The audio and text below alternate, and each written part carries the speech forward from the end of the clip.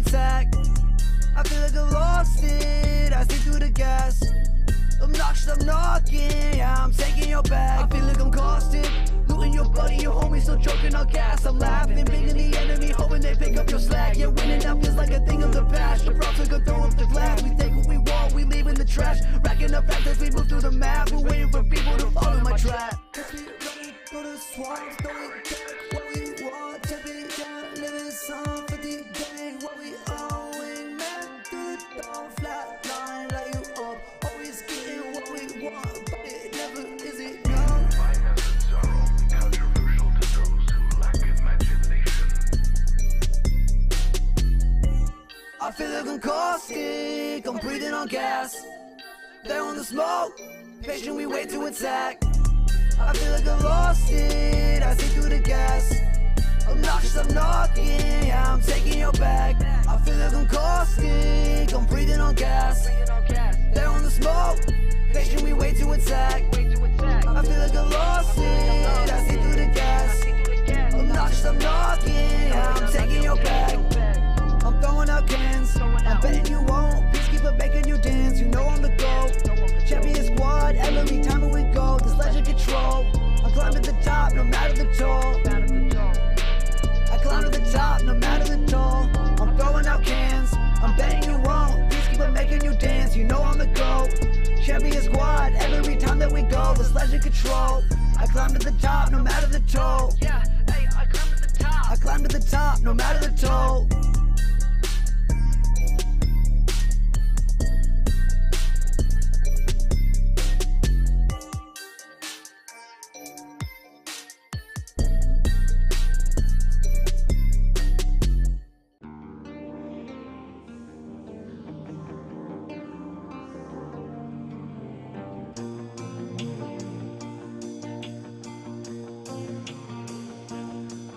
Take a look at the scoreboard. I thought that you would do more. I'm giving this my everything. I'm the best that you have ever seen. I'm starting. I'm going in.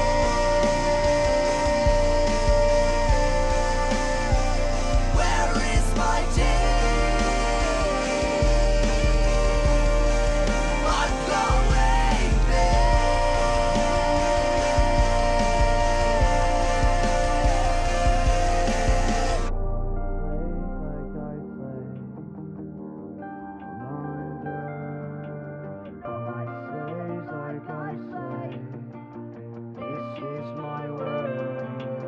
Nobody slays like I slay. Come on, girl. Nobody slays like I slay. This is my world. Nobody slays like I slay. Come on, girl. Nobody slays like I slay. This is my world. Nobody slays like I slay.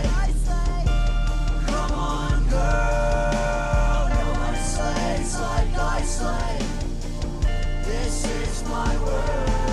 I'm starting. I'm going.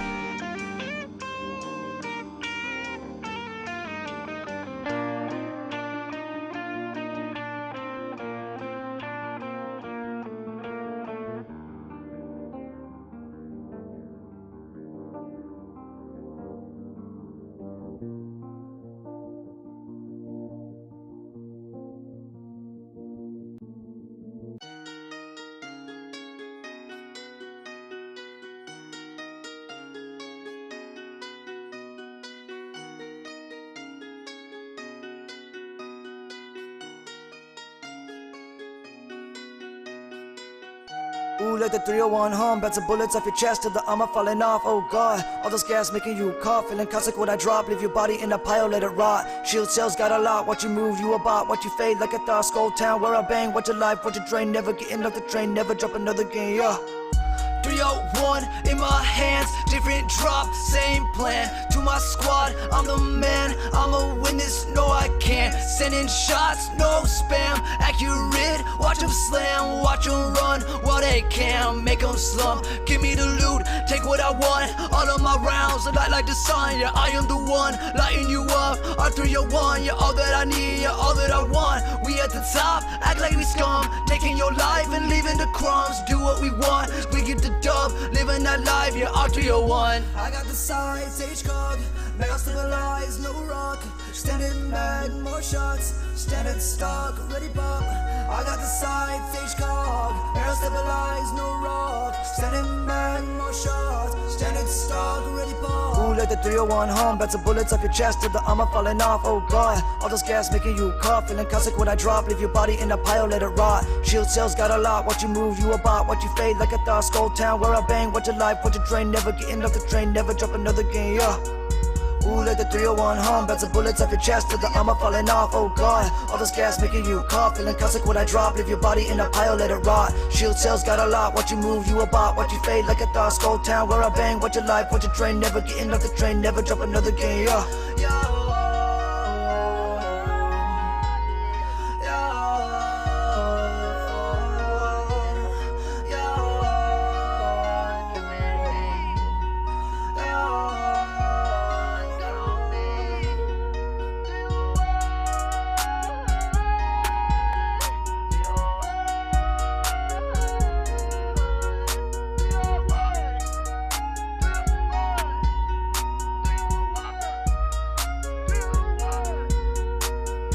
Ooh, like the 301 hum, bats of bullets off your chest till the armor falling off. Oh god, all this gas making you cough, feeling caustic when I drop. Leave your body in a pile, let it rot. Shield cells got a lot, watch you move, you a bot. Watch you fade like a thought, skull town where I bang. Watch your life, watch your drain, never getting off the train, never drop another game, yeah.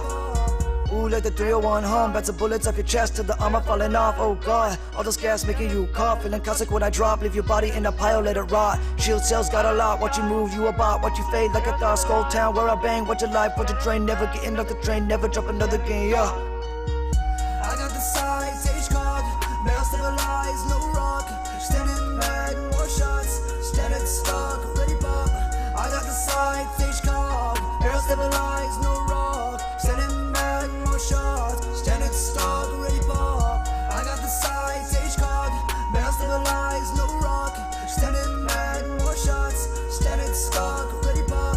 I got the sides, stage cog, barrel stabilized, no rock. Standing mad, more shots, standing stock, ready pop.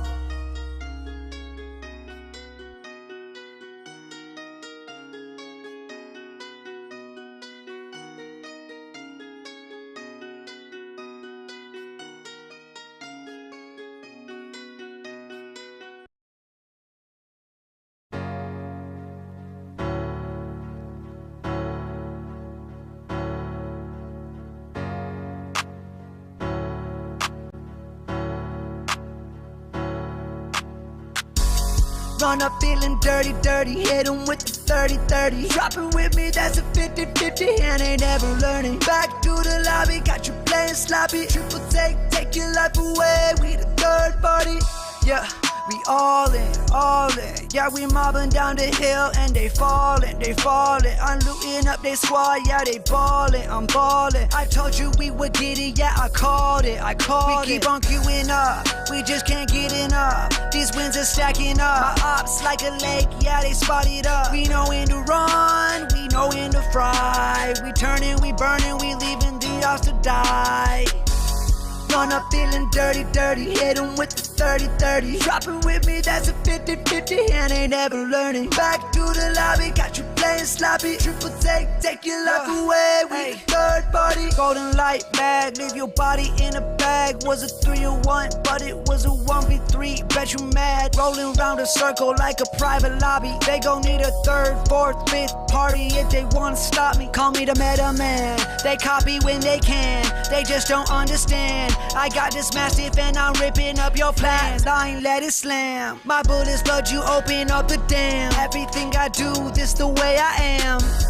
Run up feeling dirty, dirty. Hit 'em with the 30-30. Drop it with me, that's a 50-50. And ain't never learning. Back to the lobby, got you playing sloppy. Triple take your life away. We the 3rd party.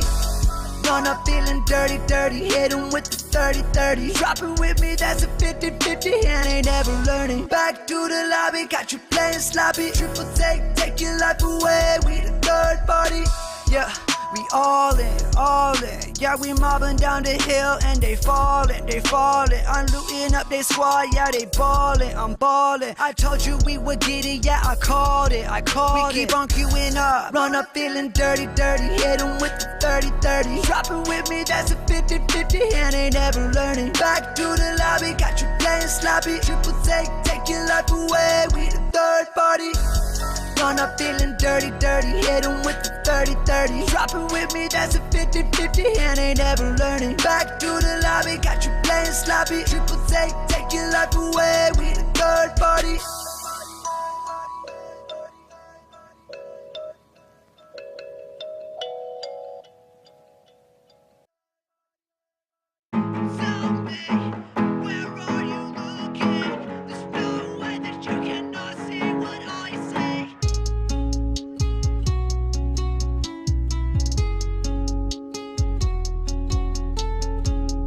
Tell me, where are you looking? There's no way that you cannot see what I see. Tell me, where are you looking? There's no way that you cannot see what I see. We're going left, I need you by my side. We're going left, tell me why you're always on the right. Don't decide, I just need you to barely try. Yo, I fry, I just need you to not die. There's one left, I need you to win this fight. You should've rested, we lose like this every time. Go ahead and cry, you're not getting better. This isn't fine, we can't play together. And tell me, where are you looking? There's no way that you cannot see what I see. And tell me, where are you looking? There's no way that you cannot see what I see.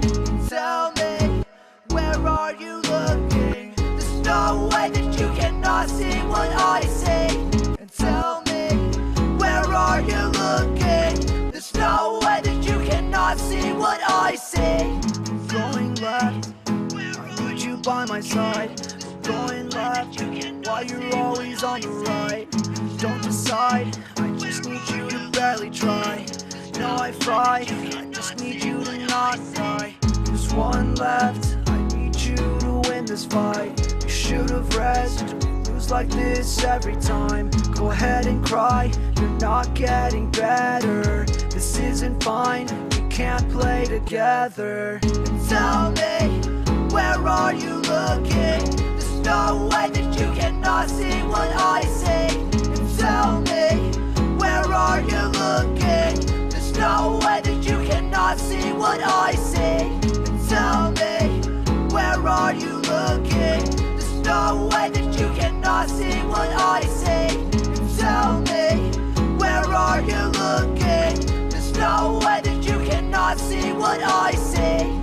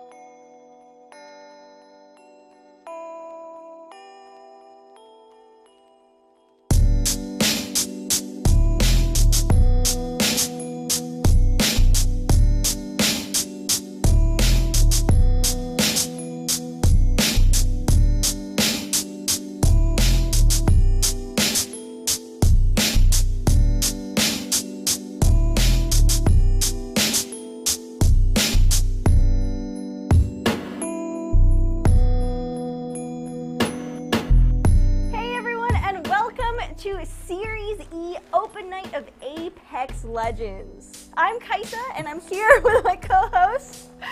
I have Yeso. What's going on, Kaisa? Hey, what's going on? How are you I'm doing? good. Did you forget your name there for a second? I forgot. I was like, I should introduce myself. I was like, we should talk about Apex. No, what if someone doesn't know who I am? We gotta Allow let the me to people know. reintroduce myself, she says. Yes, Kaisa.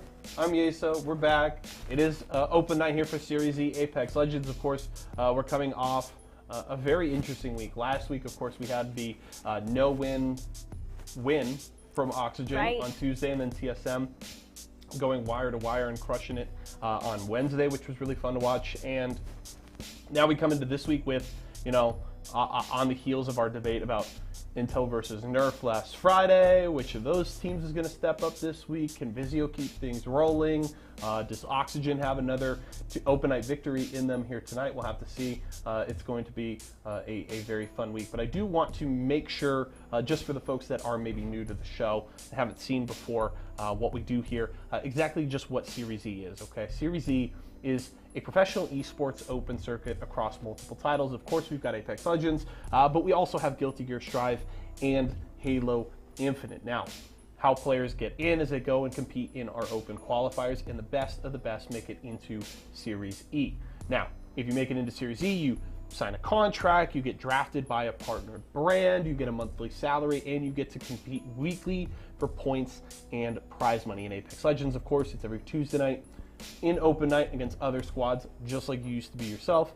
And then every single Wednesday, you play against some of the best pros from all across North America in Series E Pro Night. So if you and your squad want to get in on the action, head over to matchareno.com/ESA or use exclamation point sign up in chat. We'll get you the link that you need for a shot at being a future Series E Pro. And if you have any further questions about what we have going on, just head over to esportsarena.com.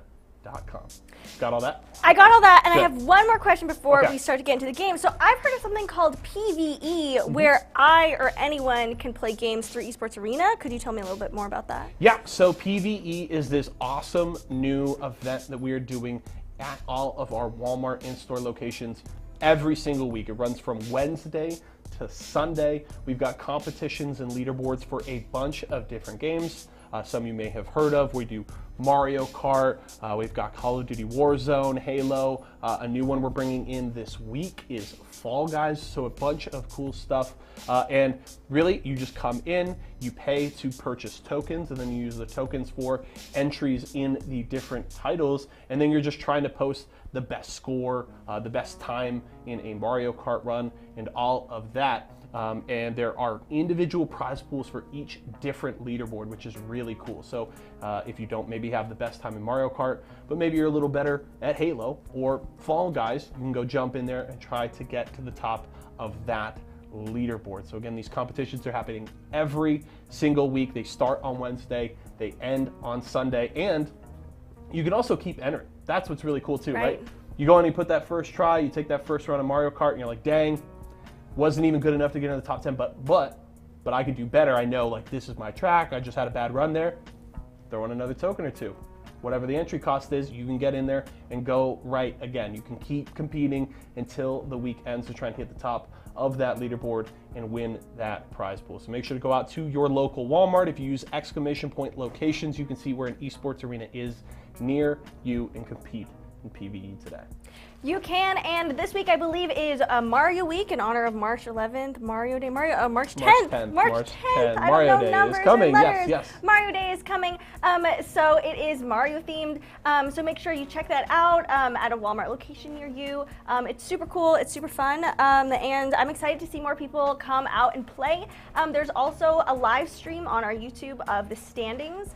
So if you're thinking, hey, like, I don't know if I've got the best race time this week, you can go on and check, and if you don't have the best race time, you can re-enter again, you can try again. Yep. Awesome, so definitely come out and compete in PvE, but let's turn our focus back to Series E, which is why we are here today.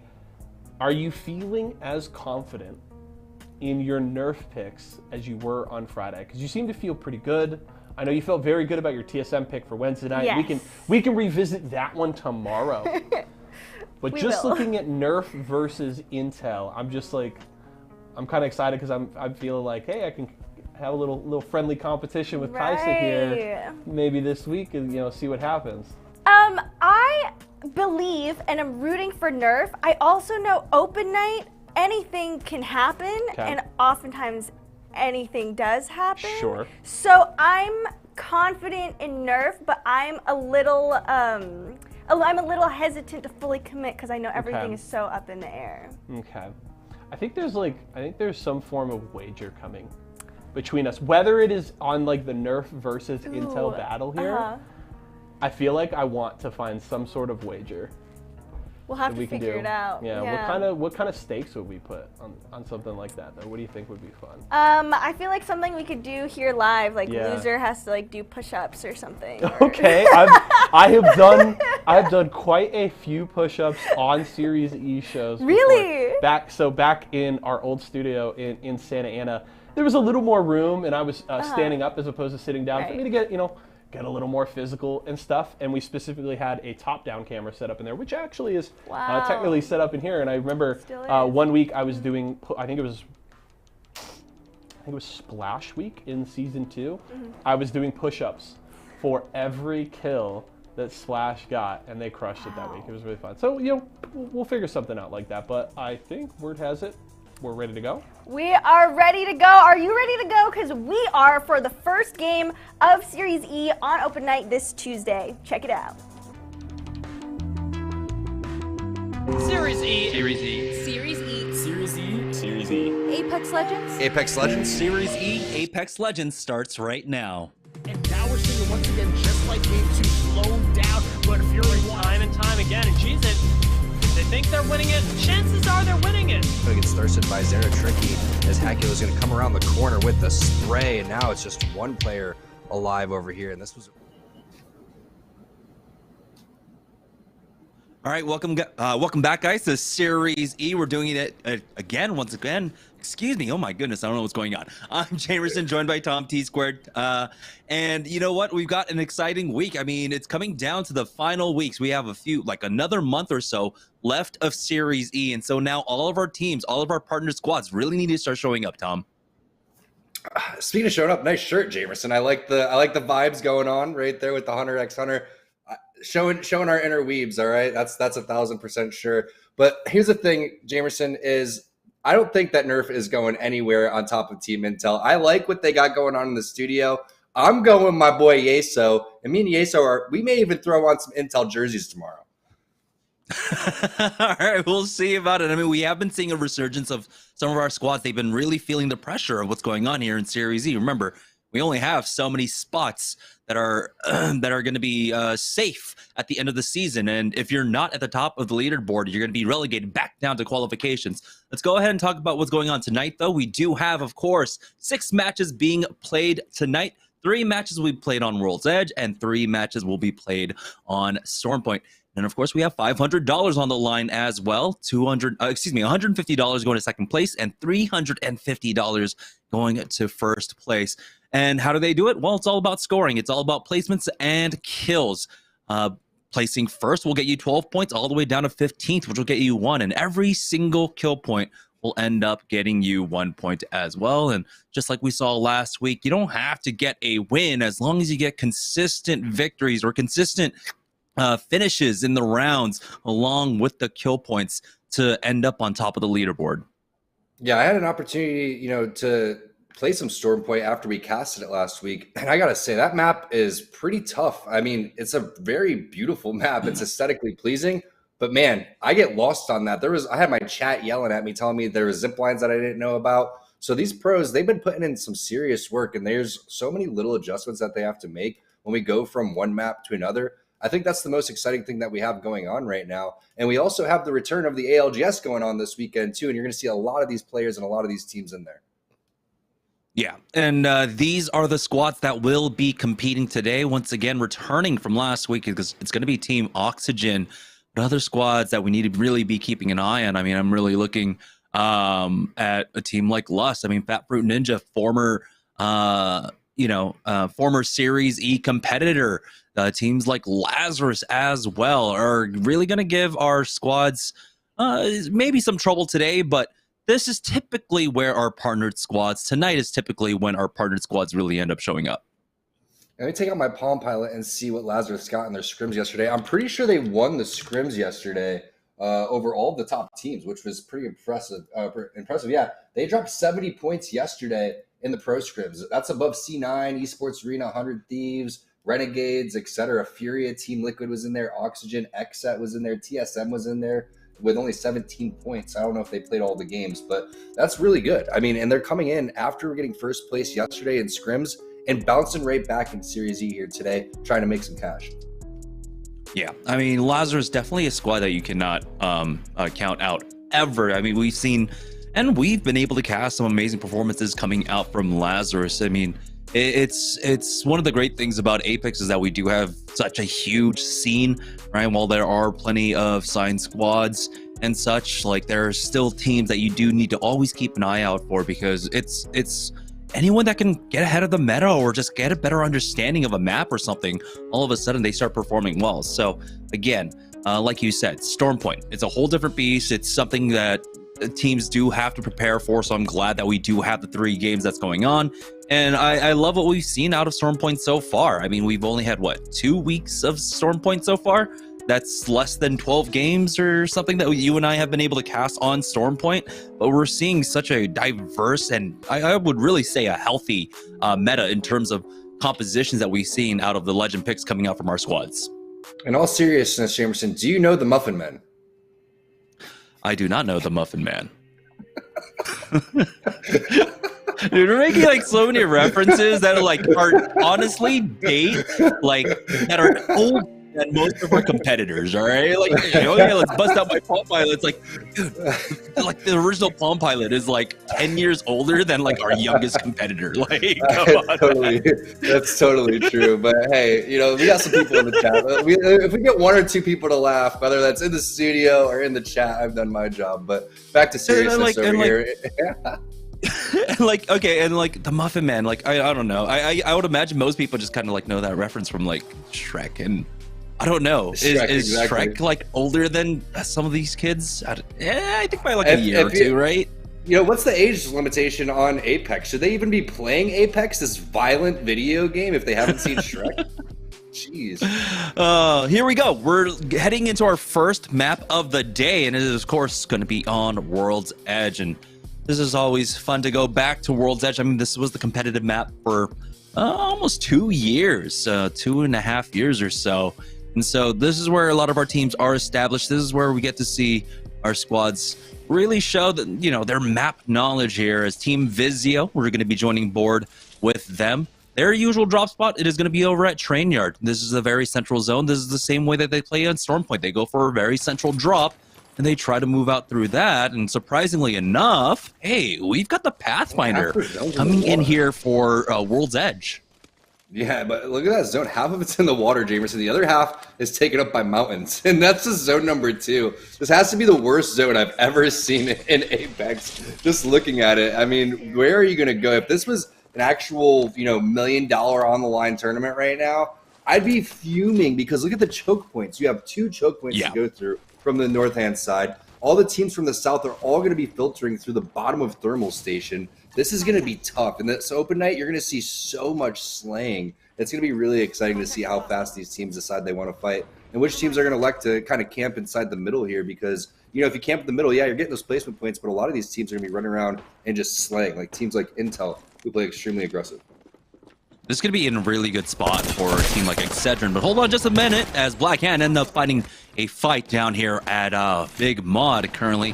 Goat backs away as he does get cracked, but Yasto himself now will need some time to heal up once again, and unfortunately for Black Hand, it's only white armors until Goat is able to upgrade to that blue.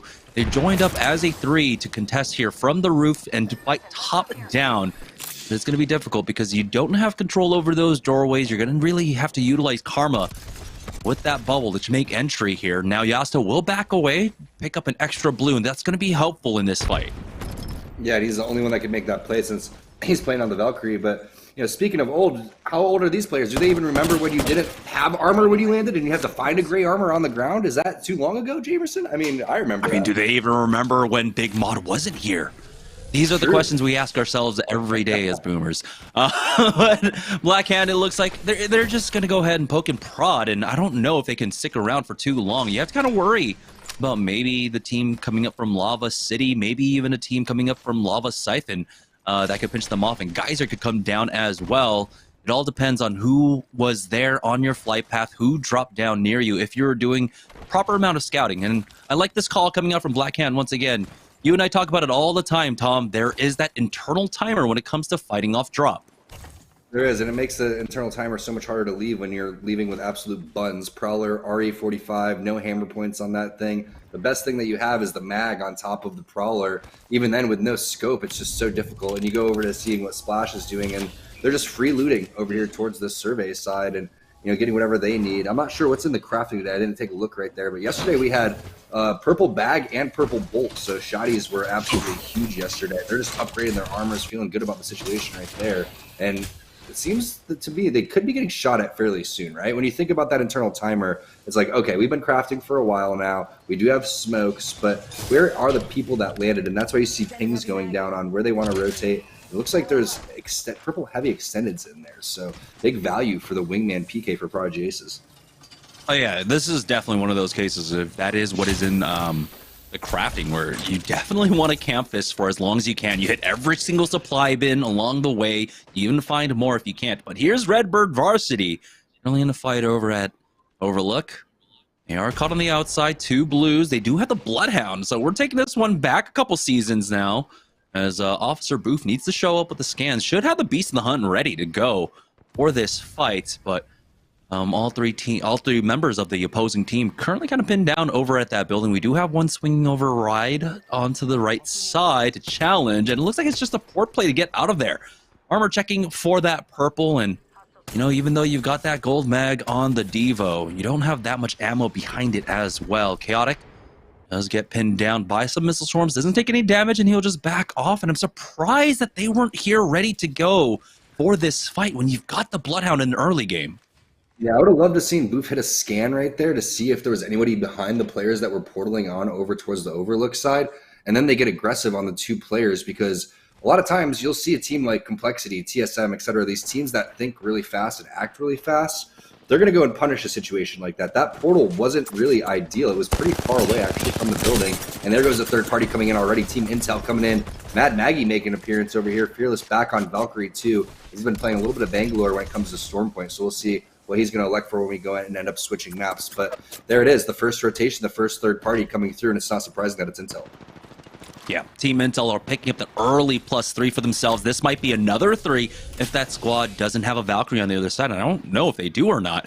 They definitely had a Wraith, but I believe the portal was already used. So if Team Intel can actually spot out that port, they might actually have just in time to see it go down. But that squad has already backed away to the yellow tankers of Overlook, and Team Intel doesn't seem like they're quite aware that the team is still over there. We'll see if they can try and chase them down, and it looks like someone is going to try and spot them out at the very least. But this is really good early loot. Team Intel spent almost nothing in that fight, and so everything that they picked up here is just additional loot from their drop spot, essentially. And just look how they're playing this almost like a ranked match, right? Or a pub where they're just taking flight wherever they want to go, taking whatever fight that they want to, because they're so confident from the amount of big games that they've put up in the past over here. Another fight happening.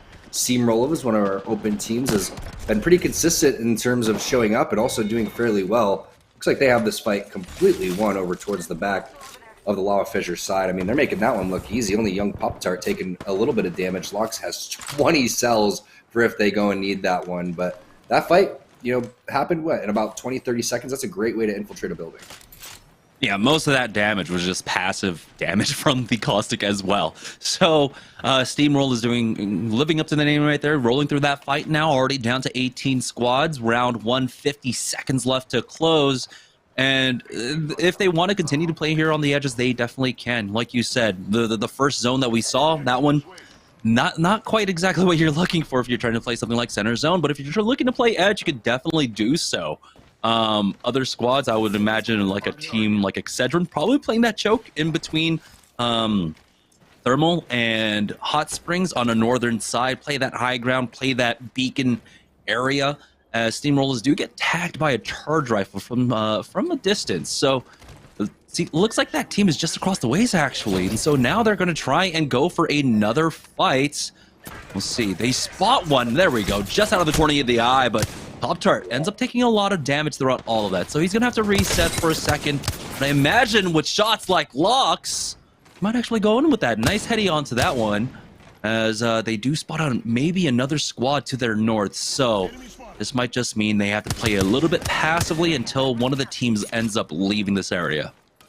With this amount of ammo and this amount of resources, they can continue to do whatever they want for the next maybe minute and a half. But they also have the option, if they want to go and Valkyrie out, they could just easily make that rotation coming through with a bubble, or even not. I think they're pretty safe on the backhand side if they want to go over towards the west side. But that was kind of scary for Pup-Tart. I mean, we have the option to see the player outlines over towards the building, and he's kind of lackadaisically running around the donut trying to, think where are they, where could they possibly be. That whole team was just hiding inside of there and then poked out, potentially getting that knock. If that knock happens, they may send on that. And speaking of sending, Splash is sending towards the building. Oh, Splash has to be careful, though. I don't know if they spotted out that there was another team to the north, or if this was the team to the north, but there we go. They grief the door, and they start pushing in. Defensive bombardment is going down as well. Nades on the other side of their bubble, forcing one out, but they've already got one knock. There's a second one, and Nestle Splash. They understand the assignment here, but the third party is coming in. Young Pop-Tart ends up showing up for this one. Steamrollers. This is why discretion is the better part of valor here. This is why they end up surviving the engagement and are the third partiers instead of receiving the third party. And we'll see how much longer Nestle Splash can survive for, as Locks getting ported away, but looks like he will be able to back away. Now Steamrollers regaining control of heights, and they're just going to wait this one out. Bubble goes down for the defensive bombardment. Charge rifle literally from across the map, connecting onto Patty, but Steamrollers are safe here, picking up some more kills. Is that charge rifle really necessary, Jamerson? Well, what was he going for that right there? Did he need 6 to charge up his Evo shield all the way from downtown? That was the choke that you were talking about, I think. Yeah, he's still sitting on white. I think that was the choke that you were talking about over towards where Hot Springs is, where the beacon is, and that choke. So Locks bit off a little bit more than he could chew, ends up portaling back over. I was really worried for him for a second because there was 2 players there, but fortunately they both had their back turned and weren't expecting such a crazy play. They go back, get that loot. That's going to be nice. I mean, 300 ammo, tons of cells. Steamrollers right now with the momentum, but they have a lot of teams that they need to go and fight through. So we'll see if they can continue to keep that up, if they're going to foot it, or they're going to decide if they want to Valkyrie over.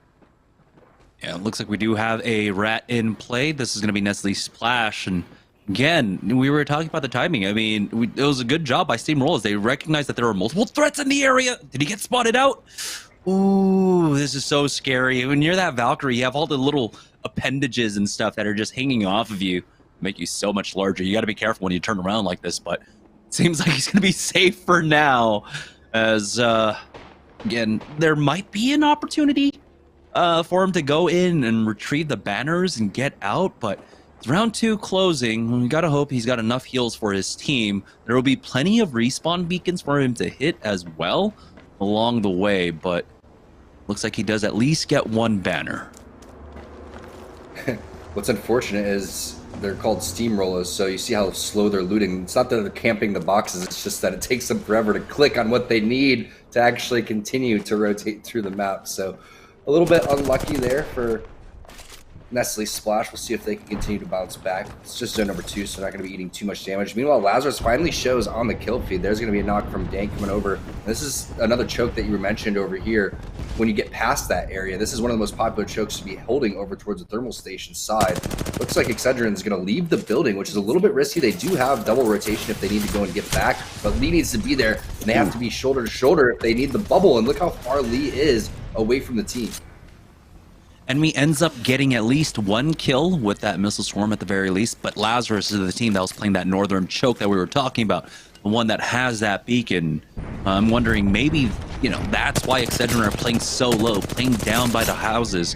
Didn't seem like they had a beacon scan down there in thermal station. I'd be surprised if they didn't, because there are 2 prospective ones. Team Intel, though, here on the eastern side of the zone, finding themselves stuck on the train tracks right now is Mooney, the only player that is undamaged. Razor making a push, throwing out some nades. Team Intel needs to get ported out, and it looks like it has gone down for the time being. Bursty just holding down on the angle for the time being, but multiple teams are showing up, and again, it's all about knowing how many threats are in the area, and I love this. Bursty just backs away, use that port to try to find something, and they leave themselves plenty of time to still make moves without it. Beautiful thing is having that red Evo charged up there for Fearing Live. Bad part is sitting on the bottom over here. This is one of those spots, Jamerson, you know, when you're over here, most likely you're dying. Why? Because you just see everyone on this high ground over here, and you have to cross over these train tracks.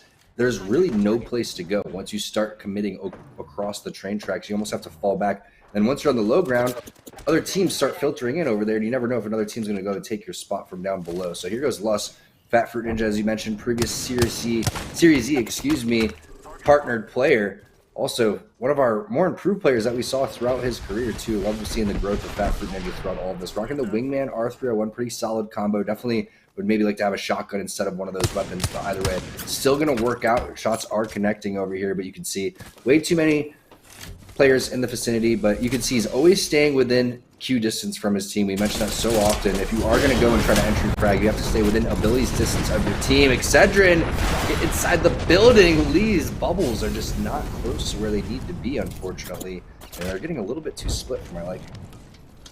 Yeah, Cruisin even uses the phase breach just to move about 5 meters away. A team has taken over the other building now.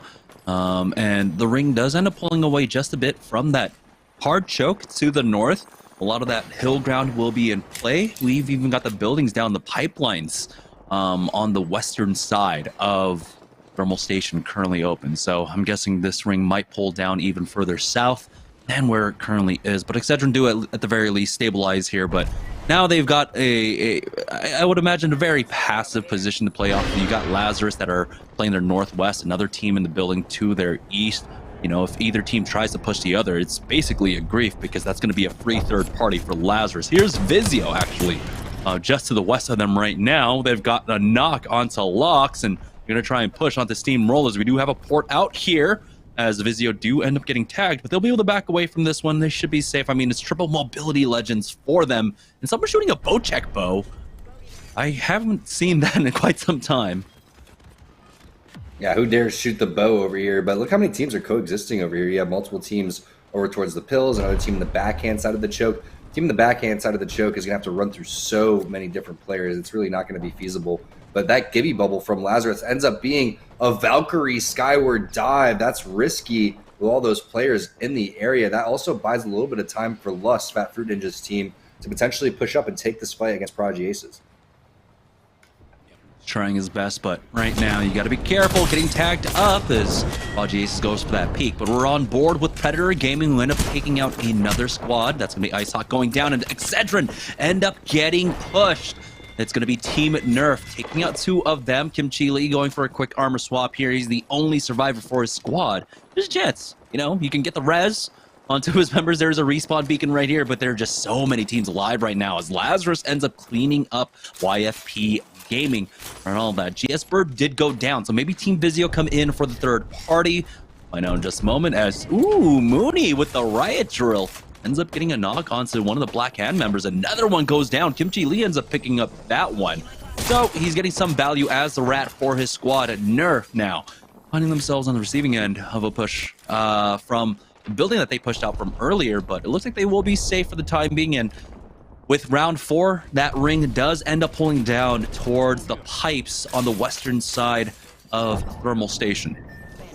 Really fun zone. This is going to be an absolute bloodbath for when this starts to collapse. Thermal Station zones are just so unforgiving. As Team Razor with just a 2-man squad trying to make some moves on over towards the donut. I love when teams coexist on over here. You can have one team on the outside, one team on the bottom of the spiral, another team on the top, another team on the roof. This can house at least 4 teams, plus the teams on the opposite side of the fence if you really wanted to. So there's so much room to work with in Thermal Station. But again, if you're on the outside looking in, you're basically running into a fire squad. Running into the zone, not going to be ideal in this situation. You see the movement looking good, but that rock ended up being extremely deadly. Fat Fruit Ninja going to have to book it, but I don't think he's going to even be able to make it here, as you're going to see this firing squad that we talked about, Jamerson. Everyone's just going to be waiting and looking unless he can do something magical. I mean, a lot of teams did have to make moves. We had 2 squads up in the houses themselves that had to move in. Intel finding more fights. Nerf end up going down. An Oxygen member there. Intel finding more and more kills here. Remember, they got their first 3 kills in the game, and so they're really firing on all cylinders right now, controlling the bottom side of the circle building here.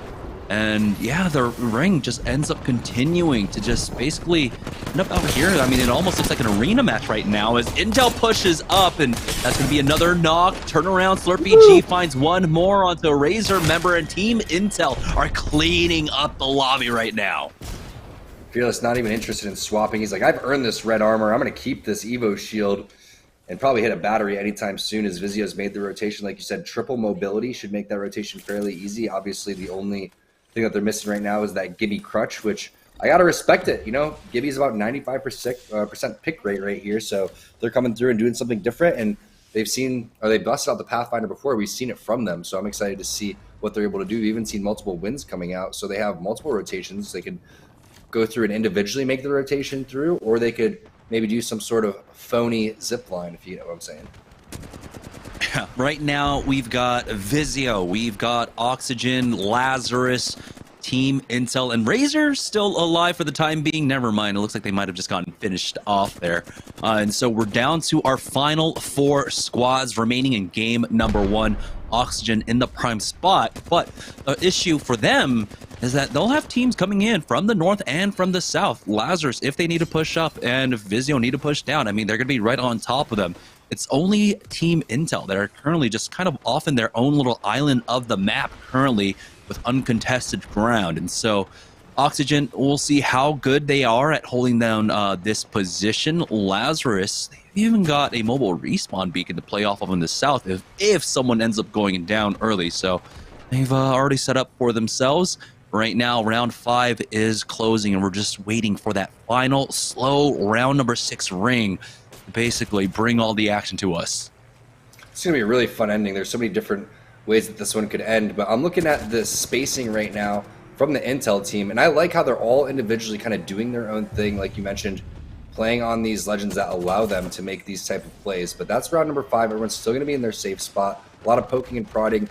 With this next minute, it's all about having a presence here and trying to get the Gibby bubbles down. If you can do enough damage to one team, and there it is, they're going to full send over towards the opposite side onto Team Vizio. This is such a risky play, but they realized that they didn't have a Gibby, so they're going to full send with the bubble over here. One knock already happening onto Fury. This is such a grief, really, for both of these teams.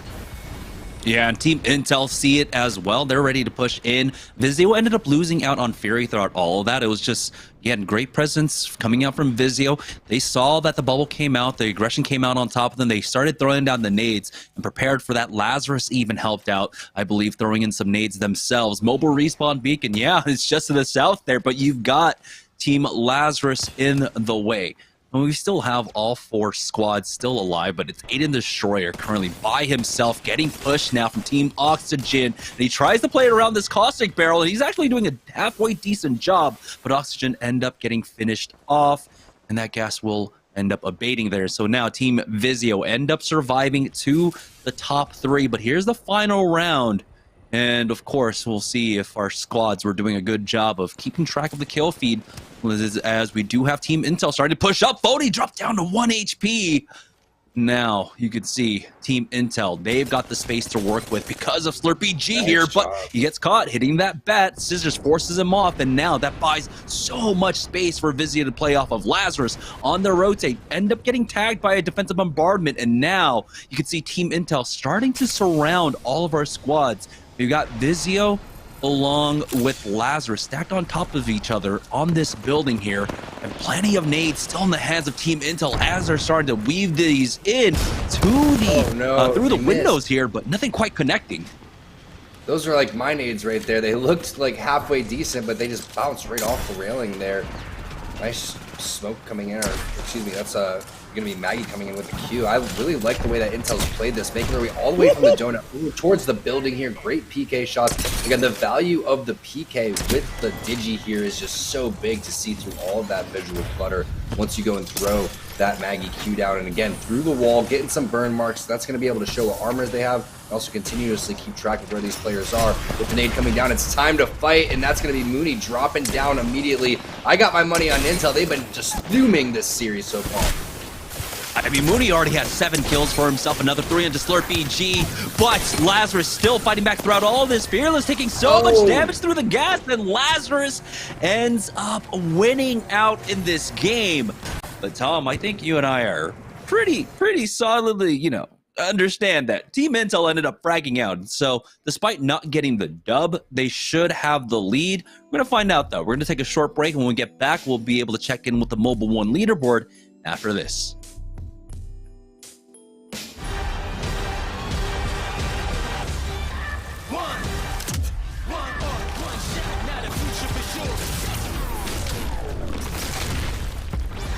Verses coming daily under pressure.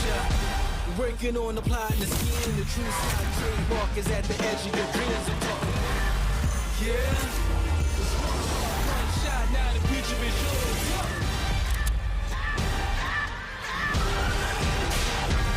I'm turning dreams into reality. In the lab with the formula and chemistry.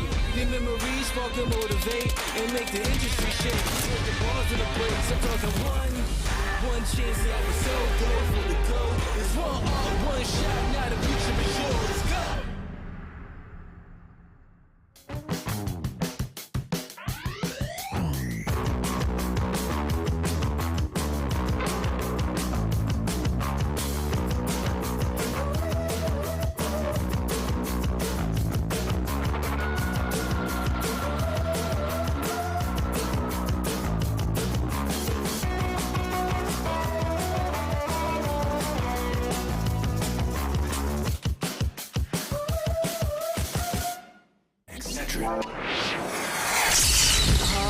I'm fading! One bad headache can crash your entire game. Excedrin relieves headaches fast. Excedrin, game over for headaches. Refreshing, refreshingly sweet, but without sugar, 0 calorie treat. They're all our top flavored smash. It's fruit freshen. And Team Lazarus takes game 1. What did you think about that game, Yeso? That was an interesting finish. Vizio was in the mix there as well, though they had lost Fury a little while earlier, so they were certainly fighting from a deficit, only having Scissors and Phony alive. They did what they could, but ultimately Intel takes them out. We saw Mooney add a couple of kills to already his high total. Interestingly enough, stole kill leader away from his teammate, Fearless. So they had at least 13 kills between Mooney and Fearless. So I would say, while Intel wasn't able to finish the game, of course, Lazarus takes the W with the clutch there, and sadly Fearless kind of falling out into the circle. So sad. I would not be surprised if Intel's actually still at the top of the Mobile 1 leaderboard here after game number 1, because they were absolutely fragging out. And we were talking about it as we were watching that game. I had been digging into Fearless's stats here over the last couple of days, and Fearless is frying.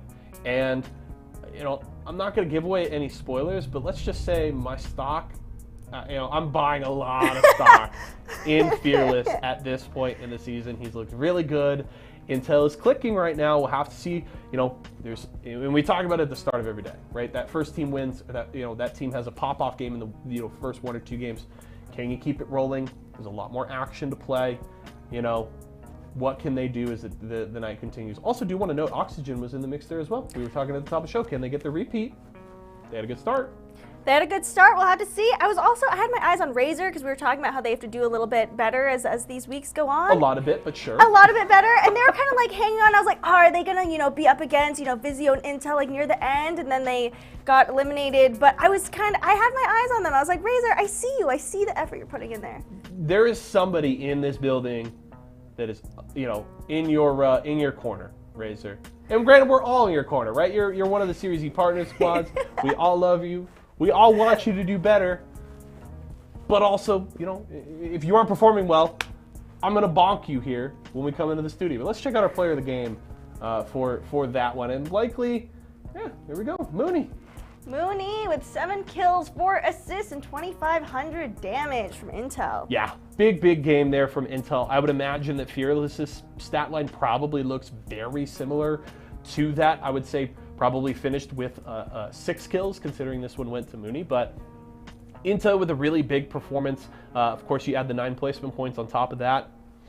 They're going to be feeling pretty nice here, and we'll just have to see how close the contest is there between themselves and Lazarus, and who can keep it rolling into game number 2. But it's been, at the very least, a very fun start to the night. It has, so we're going to kick it to a commercial break, and then back with game 2. I'm super excited to see who's going to win this one.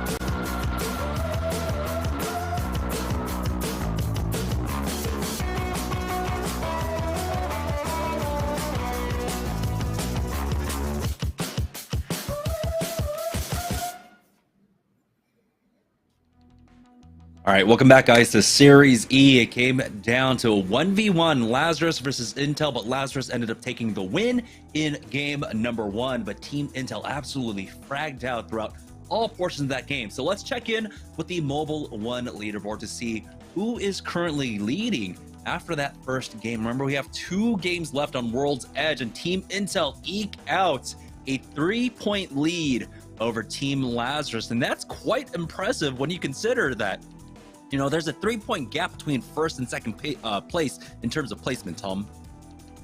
Just imagine if Intel was able to win that fight, it would have been an extra 6-point swing there. They would have been thuming throughout this, but it's not that surprising. Again, we touched base that Lazarus won their scrims yesterday in the pro day, and then also Team Intel has been one of our hottest teams when it comes to the open day. So both those teams showcasing what they're made of. And then again, not that surprising, Team Vizio has been playing absolutely phenomenal throughout all of Season 4 here in Series E, looking extremely strong already here in game number 3.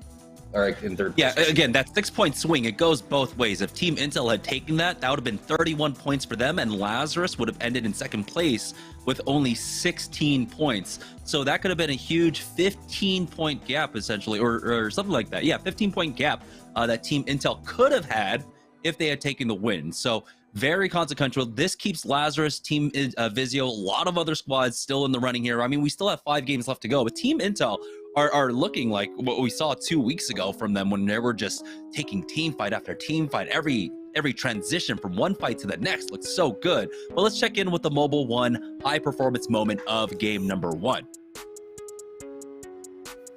And we got to also touch base. We've touched base on the fact that Oxygen had a pretty big misplay in terms of giving up their god spot. They had inside of the building locked for quite some time, and it's disappointing because you look at what they did and they send it onto a team over towards the side, and they're thinking, wait, this team's not running Gibby, maybe they're trash or whatever it is. They sent it onto one of our strongest teams here in a Team Vizio, and they lost that fight. You know, they lost out on one player on the Vizio side, but all 3 players of Oxygen end up going down. You know who that helped? That helped Intel and Lazarus immensely, because Vizio's sitting there thinking Oxygen's going to coexist with them. Both of these teams are in very cruddy positions over towards the farthest sides of the zone, and the most in the open over towards where Lazarus is. They only had the stairs to work with. Intel had to cross all the way from the donut. So it was Oxygen and Vizio's job to really almost 2v2 Team Intel and Team Lazarus. Instead, Oxygen sends it onto Vizio, basically griefs both their games, and I love the players on Oxygen. I know after that, they're probably thinking the same thing. Why did we do that? It's not the right call considering the skill level of the team that they went and pushed. They probably thought, okay, this team's not running a Gibby. Let's go punish them for that. Instead, they get punished in return. Yeah, I mean, I feel like the other consideration could have also been that, you know, this is a 4-team endgame. If we start a fight here, the other teams should start their fight as well. And so we'll just have, you know, 2 separate team fights going on. But instead, it was just, yeah, Oxygen kind of collapsing in the face of Team Vizio's handling of that situation. Again, Vizio are well known for being able to bring in utility into the late game. They definitely did that. They shut down the bubble without having to counter bubble because they don't have one. They just use utility to just kind of counter that. Right now, though, we are heading into game number 2. Let's join on board with our winners from game number 1, Team Lazarus here, as it looks like they will be down over at Countdown, and they've already picking up a purple for themselves. I'd be surprised if they weren't able to find some extra blues for themselves in the middle of Countdown right now. But Steamrollers ends up fighting an early fight over at Skyhook. It's gonna be Patty doing some decent damage, but he ends up getting flanked. And oh boy, things are looking bad. Steamrollers, we had some great fights coming out from them in the early game, but it looks like they do at least trade back. There's the bubble res along with that quick thirst for the armor swap for Patty. He might just want to take that white for now. Don't know exactly what he's doing, just floating up in the corner there, and there it is, the blue armor swap for himself. And Steamrollers are ready to go. They've got triple blues for themselves, as they'll have essentially now all of Skyhook to loot up for themselves. I love the way that locks through that bubble down. I think that was so smart. They get that res secured immediately, but also it pushes the other players in position where they don't really know what to do. Do we go and stop this res from going on? Now you're running away for your life, but your one barrel really isn't going to buy you enough time, as hopefully young Pop-Tart is going to be able to recognize the situation. There it is. Chaotic is going to go down. But what a job from Lux, recognizing the situation. 2 players down. That bubble is going to buy them more than enough time to get the res plus the armor swaps and being able to loot those boxes within that 12-second span. So really great job there from our Gibby player, as Vizio is going to come through and clean up some players on a very, very fast rotation. We know that they land over towards the landslide area, and Jamerson, they're already outie within that minute and 50-second mark. Yeah, but this ring is pulling up towards Countdown Lava Fissure, and so right now it just seems like Team Vizio are looking for the kills. They're trying to change things up. They saw that, you know, in the last game we had, what, 3-4 team fights taking place before round 1 ended up closing, and so now they're going to turn the tables on the rest of the lobby. They want to get involved in these early fights as well, and so currently playing that choke in between Thermal Station and Harvester right now. It does look like they are starting to back away as Excedrin have shown up. So it looks like the early fighting might have slowed down here, but now we get the opportunity to start talking about the ring. And you know, even though it's 1 minute before the ring starts closing, the only teams that are there is currently Lazarus and Razor. Looks like everyone else is pretty content and playing this one from the edges and walking this one in. That south side is going to be lit. Look at the chokes that are coming through right there. You have the landslide choke, then you have the chokes coming up from the beacon where we saw the railroads, where we saw a lot of teams going and filtering through that. You know what's going to see a lot of action here is right where Vizio is at. It's going to be that Dorito building, Jamerson. That Dorito building is going to be lit like a candlestick this game, where we're going to see a lot of fighting as teams start to make their way over there. But nice little rat spot coming through over here. I like it. I like it. Yeah, we'll see how long he can survive for. I think another squad has moved through the tree squad. I believe that's YFP. That might be pushing through it. It is YFP that are now making their way up towards Excedrin's spot as the pings do go down. There is one player playing off of the cliff side there, as Miles does pick up a long-range weapon to try and deal with that, but spotted out Excedrin quite yet, and they still have to make their way up this hill. Luckily for them, they do have the Wraith, they do have the Valkyrie, so if Excedrin give them too much trouble, they can just fly past them if they need to. Again, it's been a lot of slow rotates so far in this game, as we've had 2 Western zones so far, and really neither of them really necessitates, well, this second one doesn't necessitate having to rotate in early. Yeah, they're going to be A-okay for now. It's just a matter of making sure that no one is coming behind them, so that's why they're slow rotating, making their way at the edge of the zone while checking their back as much as possible. Sentinel skin is absolutely dope, by the way. Like that one, but I'm not the best Sentinel player, so shout outs to my players that are using that one, especially with the 6X. That thing just takes so long to scope in, and the gun just takes so long to reload. You're going to definitely have to connect with your shots with that one. As Lust getting some more loot over here. ABW getting taken down. That's protectful there with the car over towards the Harvester side. You can see the bubble is down. They're going to be A-okay for now. It's just a matter of, are there going to be a third party that come over through these rotations? Remember, a lot of teams over towards the south, Jamerson, that can definitely be a possibility. Yeah, and it looks like it was a fight over the replicator more than anything else. Teams kind of taking their time using that pit stop, but end up getting caught out because that animation you can see is from so far away. Oxygen getting some early loot for themselves at the very least. Predator Gaming over by Harvester as well on the southwest side. Do spot out a squad, but I'm not going to go ahead and overextend for this one. They'll back away. As you can see, multiple squads now starting to peek their heads out, and so they don't like this rotation spot. They can just back away. It is round number 1, and so you can go all the way back down towards tree and then wrap back up if they so need to. Picking up some additional loot along the way, which isn't too bad if one of them has, you know, a devotion. They got that turbocharger there, but Nestle Splash end up fighting a fight over here at Skyhook. They've already gotten 2 kills, looking for that third. It's a Wraith port. We'll see if all 3 just end up taking it. Now, looks like we might have had a swap in compositions. I'm not entirely too sure, maybe. But Splash have picked up the Bloodhound for themselves. So early fighting compositions coming out from a lot of our squads right now. I think they're going to take this portal, Jamerson. They seem pretty content knowing where it's at. There doesn't seem to be any barrels on top of it either. They have the scan on where those players were. So there's the push coming in. Proj Ace is going to lead the way and try to smell the footsteps. Maybe they left some mud tracks, and they did. Splash on top of the case, and there goes the knock. I like this push coming in for Casellas, feeling really comfortable on that horizon, getting the passive as he drops down. And nice little wall bounce there from Proj Aces. The value of the Hound coming through. Yeah, Splish Splash, they're just having a blast right now. Up in Skyhook, looking to finish off the last member of this squad, Nestle Splash. They got taken out really early in the last game. Recipients of a third party.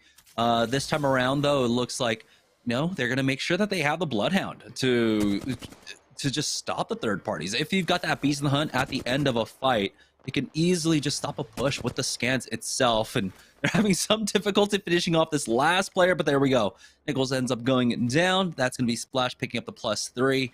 That's our third squad already knocked out of this game. So you can see why teams like Vizio kind of changed up their game style or play style here already in game number 2 to keep up pace with a team like Team Intel, who were just picking up so many kills in that last game. Yeah, once you see that Intel's running a little bit of an unorthodox composition, it makes you want to kind of change things up, play something. As long as Vizio is playing on Pathfinder, you feel like you can be a little bit more open too. So it's interesting to see these changes happening so fast, and I like the call because you are going to have to keep pace, and it's more of, yeah, a ranked composition. You're not be able to get the rotations that you absolutely need, but if no one's playing the center circle, what do you need the rotations for, right? You're just going to be taking fights along the way anyway, and having Bloodhound and Gibby, that's always that staple that you need in terms of being able to play the edge, so it completely makes sense. And Horizon kind of filling in as that entry frag role, and I think that could end up working out for them in the long term as we see what Steamrollers is doing. They're rocking the double rotation composition, which we've seen so often, but right now it looks like they have a little bit of tough time kind of breaking where this team is going to be coming from. Asuris, speaking of breaking, they're breaking a lot of shields on their side right now. They're just getting absolutely ripped apart. That's going to be Vizio coming in with the super clean team fight. And Team Intel in the same tunnel as well. And Team Intel want to take out Vizio as early as possible, and this is their opportunity to do it now as they try to back away. The bracelet, not in time. Sphery goes down, and Team Intel are about to knock out Team Vizio before we even hit placement points here. Only one player left. That's Phony that was able to back away. I'm so surprised that Vizio didn't instantly call it there when they saw the third parties. I think the thing that kind of surprised them was that, you know, I believe it was a charge rifle shot that came in from Team Intel to secure some of those kills away from them. But here's the next fight, excuse me. Your excuse, bless you, Jamerson, is Splash. They're going to be getting third party from Lazarus over here. Casellas, oh, no. I'm not sure what that play was. That was as awkward as it gets right there. Poor Casellas as Proj Aces is going to go and heal up. A lot of fighting happening place. Look at Fatfruit Ninjas coming in on the Lazarus here. This is a 3 or 4 team fight. Yeah, all of their squads that were basically here at Countdown essentially have shown up now. Lust poking their head out, but it seems like they do need to top off. There is a thirst on the ground. It's just a white knockdown shield, so that's going to be an easy thirst for Fatfruit Ninja. And where that body's positioned, I don't know if they're going to have an opportunity to try and get that one back. Nerf, though, down here by Hot Springs, are starting to make their push on in, getting tagged by a defensive bombardment, though. Force is going to have to re-up on his shields, but you can see Turns is ready to push in, so he needs the immediate help from the rest of his squad, and they are going to go in. They have the, oh man, the turnaround for Miles to take out Turns. As it's still a 2v2 though. They did get a trade onto YFP, a defensive bombardment, to keep them contained inside of this building for now, and it does force them into shotgun shots of Force. Getting peeked from the other side. That Gibraltar, his arm shield gone now. It's going to be Force answering back, pushing up. Big 90 onto the knocked player here. And you can see the quick turnaround onto Dimmy, but Dimmy is ready to answer. He takes them out. YFP are out. Turns getting rezzed back into this. And Nerf are going to be sitting pretty after this. Also, really good loot on the other side for them to pick up. Yeah, nice job. Good PK shots coming in, and now getting Turns back up is absolutely crucial, especially having that gold armor, going to be able to fast heal throughout all of this. So really nice job making sure that they do not lose out on getting the thirst right there. If they get the thirst, that means that a lot of teams are going to go and send it on that respawn beacon once that starts to happen. It is only 12 teams, but there are going to be some teams in the vicinity waiting in the wings because a lot of teams were playing the edge over towards this side. So we'll see what Nerf's going to be able to do. Still a lot of different options here. They have the Balloon, they have the Geysers, they have the Valkyrie redeploy if they want to take the Skyward Dive. So they're going to be fine. Looks like Muffin Men were ended at this point, so we're down to 11 squads now. 30 players remaining. I don't know if we still have that one rat that's running around the south side of the map, but the kill feed, or well, the status of the lobby kind of indicates that we still have a rat along with another damaged team somewhere. Team Excedrin now playing in that area in between Countdown and over by Lava Fissure, currently owning a lot of space. They do have a beacon they can fall back on as round 2 ends up finishing closing. We'll see if there's another team that might be hovering over it that's stopping them from picking up that scan, but this ring ends up pulling hard into Countdown. Lee with interesting maneuvers coming through. The good standstill meta. They don't know what you're doing. If you don't know what you're doing, I like that play. But, you know, one of the things that I was worried about was in game 1, seeing how split Excedrin was from Lee, and either that's Lee being split from his team or them just not being on the same page with him. You always have to be next to your Gibby. You have to be within bubble distance. They're way too strong of a team not to go and take those fights. Fearless recognizing the situation, he's going to realize, okay, defensive bombardment, bubble used, we'll come back, we'll revisit this in about 10 seconds when those cooldowns are down. It's exactly how you do this, perfectly executed. Still has nades in hand as well. And the thing is, you have to worry about the riot drill. You are so contained inside of this car that Mooney can get a big connect with it. Also just zone out basically half the car with one riot drill itself. And there it is. The nades are coming in. They forced them out onto one side. They've taken out one member of Black Hand already. That's Karma going down. Another connect onto Yazto. Slurpee G has fallen low, and the third party is already here. But they should have armor swaps inside for them to play off of. Fearless needs one. It's going to be, unfortunately for him, a blue, but he's ready to fight. And that's the important part at this point. Slurpee G now trying to take the roof. It's going to be Fearless swapping out positions with him, and his shots are going to connect, taking out Nobu. And he's instantly thirsted as well. ABW getting finished off there. 9 squads remaining. Team Intel really riding off the momentum of game number 1, continuing here in game number 2. It's been so fun to watch Fearless continue to get better and better every single week. The confidence is growing with him. Just look at how he's sliding into these fights. Everything is perfectly executed. Really missing a few shots here and there, but you can't expect him to hit every single one. Just every decision so crisp, so precise. Every decision is also within the right span of his team and what they're doing too. Never really getting overly aggressive. And sometimes that's the number one problem that you can have when you're feeling overconfident in these situations. So to be able to back off, recognize the situation in terms of the bubble and the defensive environment going down, saving one of the grenades right there, utilizing Mooney in that queue like you were talking about, and having Slurpee G start the entry frag because you don't have to be the first one on a Valkyrie. All very key plays to be able to get that fight, the win, and defend the third party after that so successfully. But also, Jamerson, like you mentioned, not being scared of having a blue armor right there. I mean, it's only 25% off, or 25 off of what he had previously, but that would have took 5 seconds to heal up. So it's just a quick swap, going out there, feeling confident with the blue armor, absolutely key. Right now we're seeing the rest of the lobby starting to make their way on in. ISOT a little scared to push up this hill, and understandably so. Teams have been in position over at Countdown for some time now, and this can't be one of the harder rotates, but right now Team Intel, they're not looking to rotate, they're looking to fight. They've got another squad in their sights currently playing off that beacon building. This could be Team Excedrin ahead of them. We saw them on the south side of Lava Fissure before. Team Intel, again, their calls instantly. We're not going to fight this anymore. We're just going to go ahead and back away. They have been, honestly, just been one of the best decision makers when it comes to both team fighting and macro play in Series E for the past few weeks now. Yeah, it's like they have a bloodhound. I mean, look at the way that they're able to see through the window here, pings perfectly on where this team's going to be.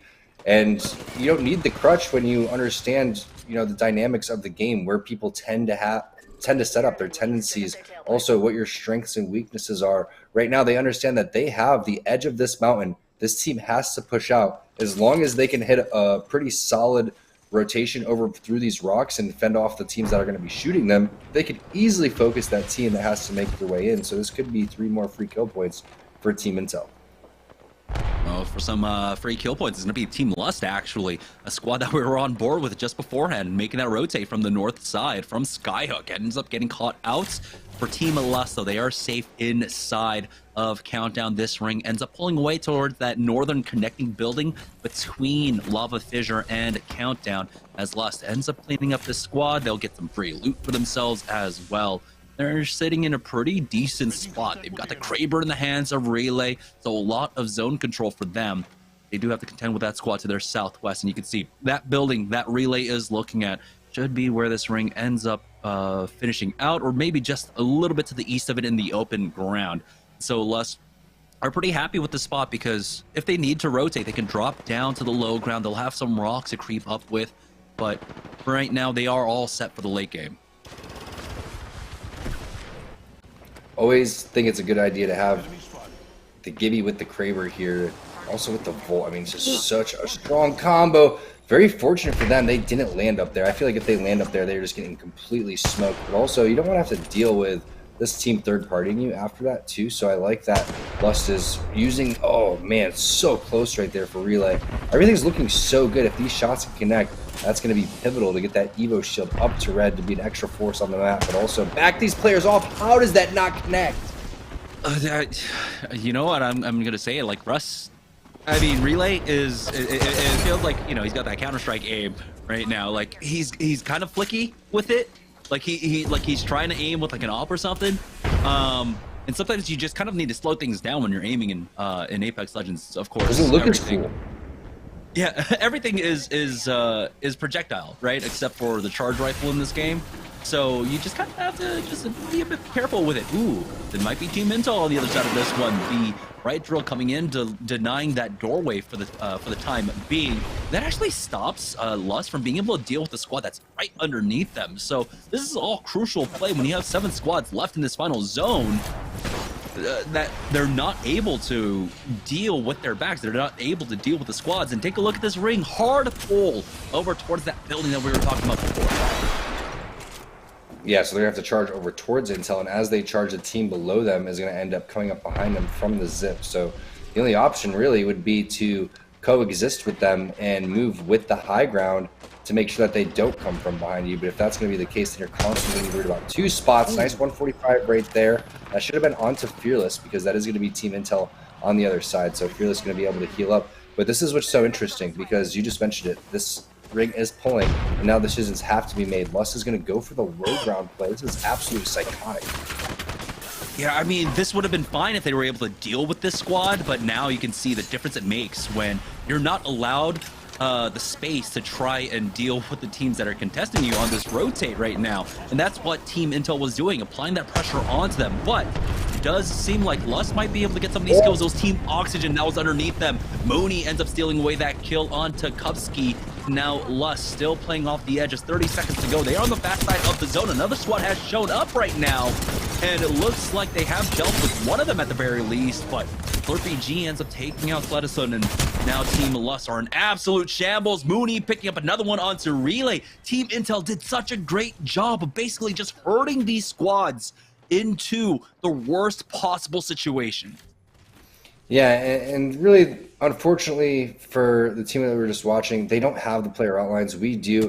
The best decision would have been to try to bully Team Intel off of their spot. Instead, Intel just continues to get gifted by playing patient and these other teams making mistakes. Last game, it was Oxygen making mistakes. right there, it was the teams that were rotating in towards them, not focusing them, understanding the situation where you have to focus the team on the high ground, the team that's going to be rotating perfectly with that zone. Is again, just great timing, great patience from Intel, and it's followed up by even better shots. And then right there, you can see Fearless. He was getting a little bit thirsty for that kill, but he instantly recognizes the situation he's in. That would be overextending. He checks the rooftop just in case. Demi is up there, and he has to deal with him first. And so Aiden the Destroyer ends up ultimately getting thirsted. We'll see if there's any extra utility for Intel to bring into this. It doesn't seem like it, as Nerf end up controlling that high ground. Okay, now this is a little bit too thirsty here. Fearless going way over onto the wrong side of the map there with, you know, his squad nowhere near him. Maybe there was a poor play that RPG could have used to save him if trouble happened, but right now it's our final 3 squads remaining. We got Team Intel, we got Team Nerf, and one other squad. It's going to be Team Excedrin. Been largely quiet throughout this game. They maybe have like 2 kills throughout all of this, but they are the ones that are holding down inside of this building. Team Intel, second time to try and get a win here on World's Edge. We'll see if they can do it. Fearless getting a little bit too aggressive. He may need to bubble here. Nope, they're going to be safe because Nerf ends up backing off. They don't want to cause too much commotion. Also, Mooney throwing that Q out over towards the roof is going to buy them a little bit of time and space too. But this is where I love to watch discipline come in from our partner teams here. No one should be making massive mistakes. Everyone should be kind of moving with this zone. And then when they need to make a decision, that's when the decision has to be made. Great job coming in to try to hold them off with the missile swarm over towards the side too.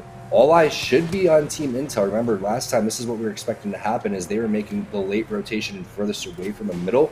They're in that same situation right here, but they're just basically praying and hoping that Excedrin and Nerf are going to fight. That doesn't seem to be the case.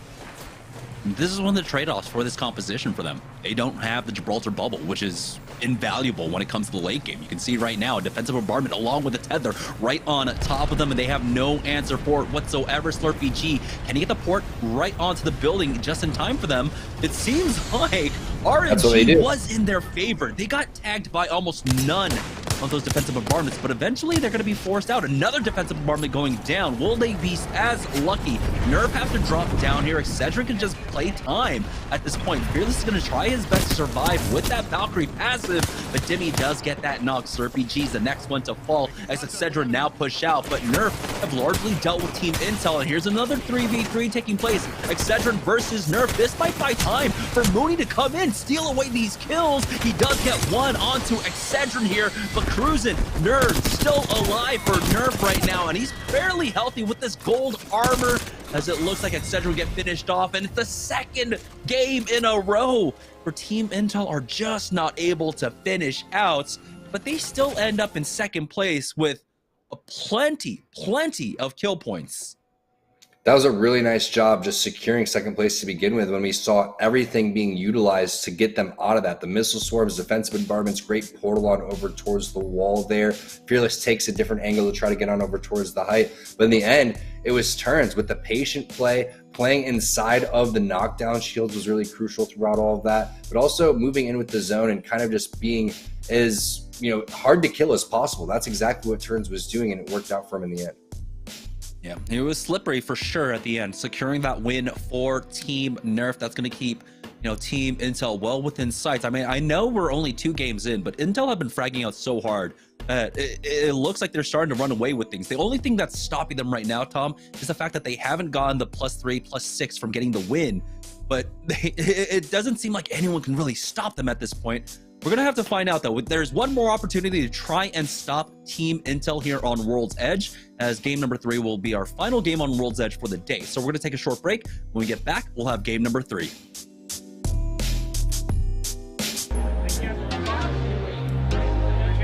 We're going to do it in 3, 2, 1.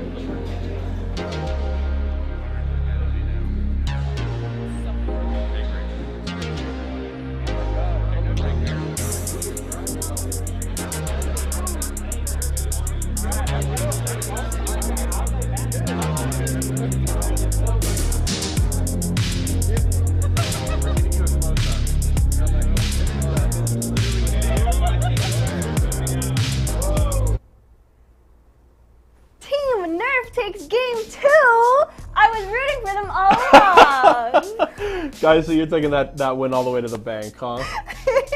I was unsure about them, but I shouldn't have been. They came out with a dub. Yeah, I mean, things always get really chaotic in that late circles, especially when you have the Valkyries involved and you see multiple, jetpacking up, high to just try and buy some time. Of course, Intel was there in the late circle. Unfortunately, they just didn't have the benefits of the high ground. They have to come up late, and Nerf easily able to pick them off really well. And then we get kind of the full chaos with the double bubbles from Excedrin and Nerf, and Turns just comes out on top, able to finish it off. Big win for Intel, of course, or big win for Nerf. Sorry, Whoa! I know. I'm sorry, my Intel homerism coming out a little bit there. Big win for Nerf.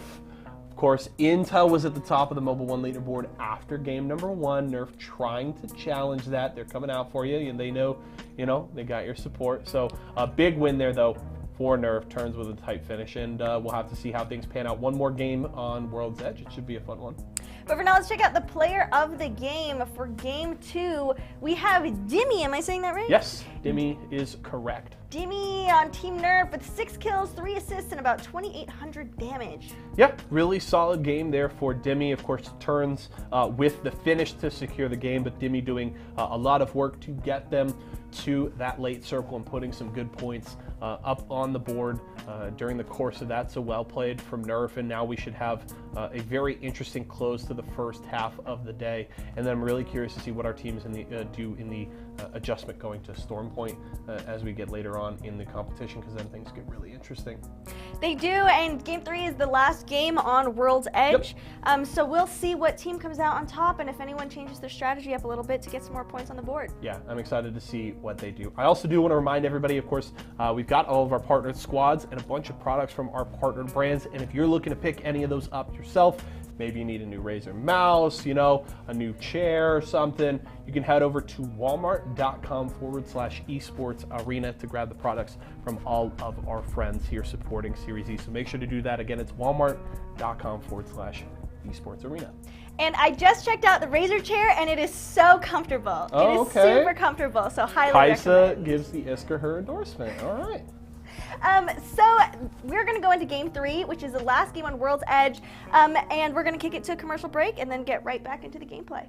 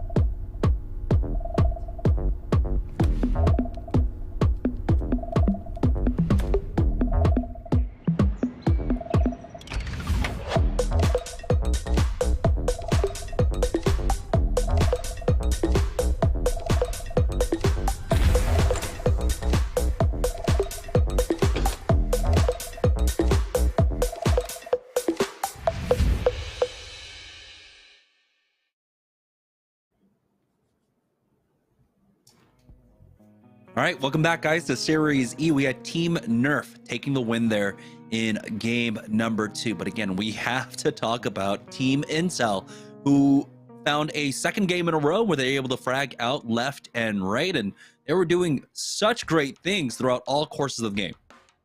Yeah, they're like sharks with freaking laser beams on their foreheads, man. They're absolutely ridiculous. Just watching Fearless go through all of the motions of the checklist. And then also we touched base on not being over aggressive. We saw a couple of single times where got us shaking in our boots a little bit, but he put the reins back, pulled the reins back, and stuck with his team.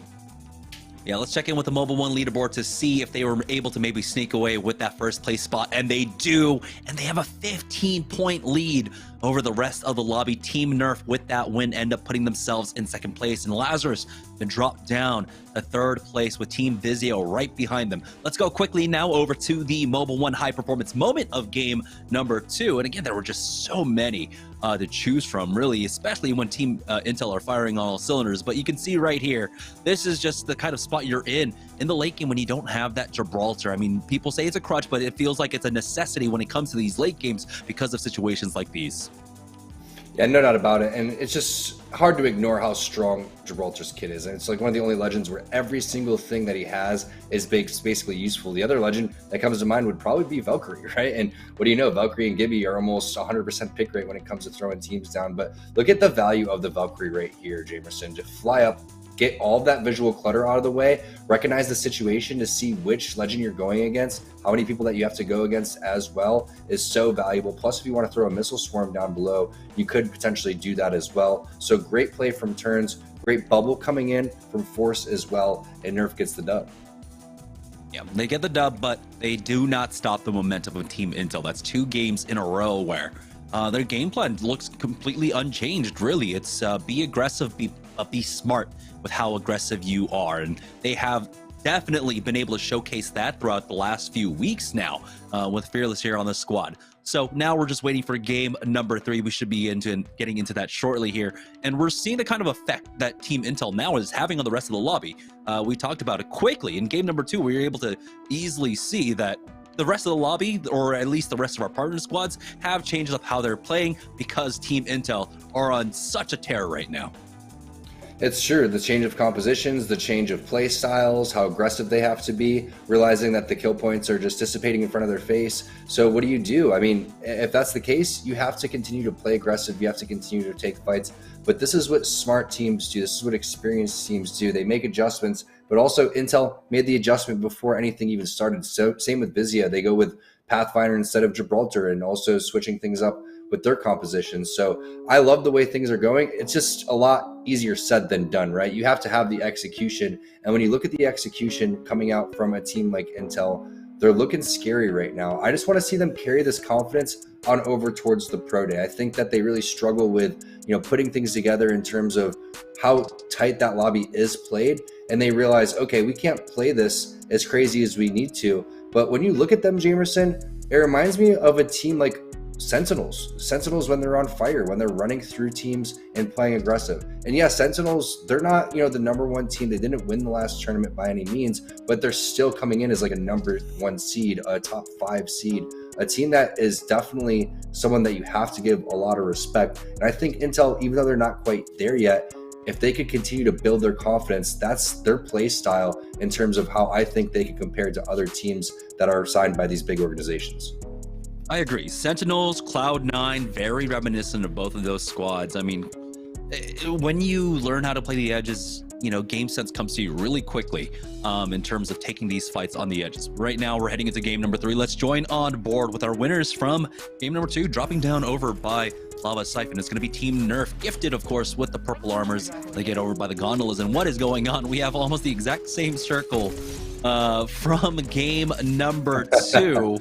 It's going to be pulling up towards countdown. Now, this one does, ring number 2 does end up with a lot more of Lava Fissure in it safely. So this could be pulling more towards inside of Lava Fissure. Yeah, no doubt about it. That's just that World's End special there. They're just giving us one more before they send us out off to Storm Point. Like, hey, remember us? Remember how we have the same zone over and over again? Hey, at least it's not over towards the south side as we switch on over to that fight that's been going on over towards the big mod side. And we've broken this down a handful of times, but having that Bloodhound scan is what it's all about. Fortunately for them, they keep that door shut. The bubble infiltration inside, that's perfect execution. Kicking in the door like Biggie, and they're going to come through and just splatter this team. That was beautiful because, yes, they had the bubble ready for it, but it looked so coordinated. It looked like it was a tactical, coordinated team going in, right? They bubble and then instantly double melee the door to break it, and so there was almost no chance to respond. There was maybe a third of a second in between the bubble going down and that door going down. That was a great push coming out from Black Hand, so now they don't even have to worry if a team ends up coming out from the Lava City side or down from Geyser, and so they'll get this free loot. They've been dealing with this contest for some time now, and it looks like Lava City is actually free, so they can go down, pick up some additional loot there. They've even got the beacon scan to pick up for themselves. So again, early action here in Series E Open Night, which is typically what we expect, but tonight's pace has been a bit faster than I would say most Open Nights are. You know what I'd be doing if I was that team that landed at Big Mod? I'd be landing at Lava City and saying, you know what? All right, Black Hand, you got us that time, and you're going to continue to get us with how cleanly that fight is, I would not be messing with them. I'd be going elsewhere, and there's plenty of spots to go as you take a look at that mini map. Seeing where Lazarus is, they're going to be sitting pretty. I mean, Landslide's already been evacuated from that Vizio squad. They're going on over towards Harvester, so we're going to want to keep our eyes on that as they may infiltrate over towards the side of where Saf and Destroys are. Yeah, it's that game 2 adjustment that we saw coming out from Team Vizio, where they realized they have to play to the pace of Team Intel, and they're going to try and play off the edges here. They're going to try and find these early fights. They know that teams like to hover around this replicator, and typically if they're hanging around replicators, they might be trying to use it to upgrade their armor. So there's a huge moment of vulnerability. Forcing out a bubble, that's going to be a huge moment of vulnerability for sure, as the nades do go down. Thermite in as well. A lot of nades being expended into this fight. Now Team Vizio, they could try and just use some smoke cover to cross, but instead this team ends up giving up away all this free space. That's going to be Phony crossing for free, getting some great flesh damage off. Doesn't get the knock. Fury will onto Saf, and now it's the rest of the team pushing forward. Scissors does need to heal up, but it's still going to be a 2v2. They've got the HP advantage as well. Destroys goes down next, and now only one player remaining. Team Vizio watching the example that Team Intel have set, and they will go ahead and match them here as they continue to chase down the rest of the squad.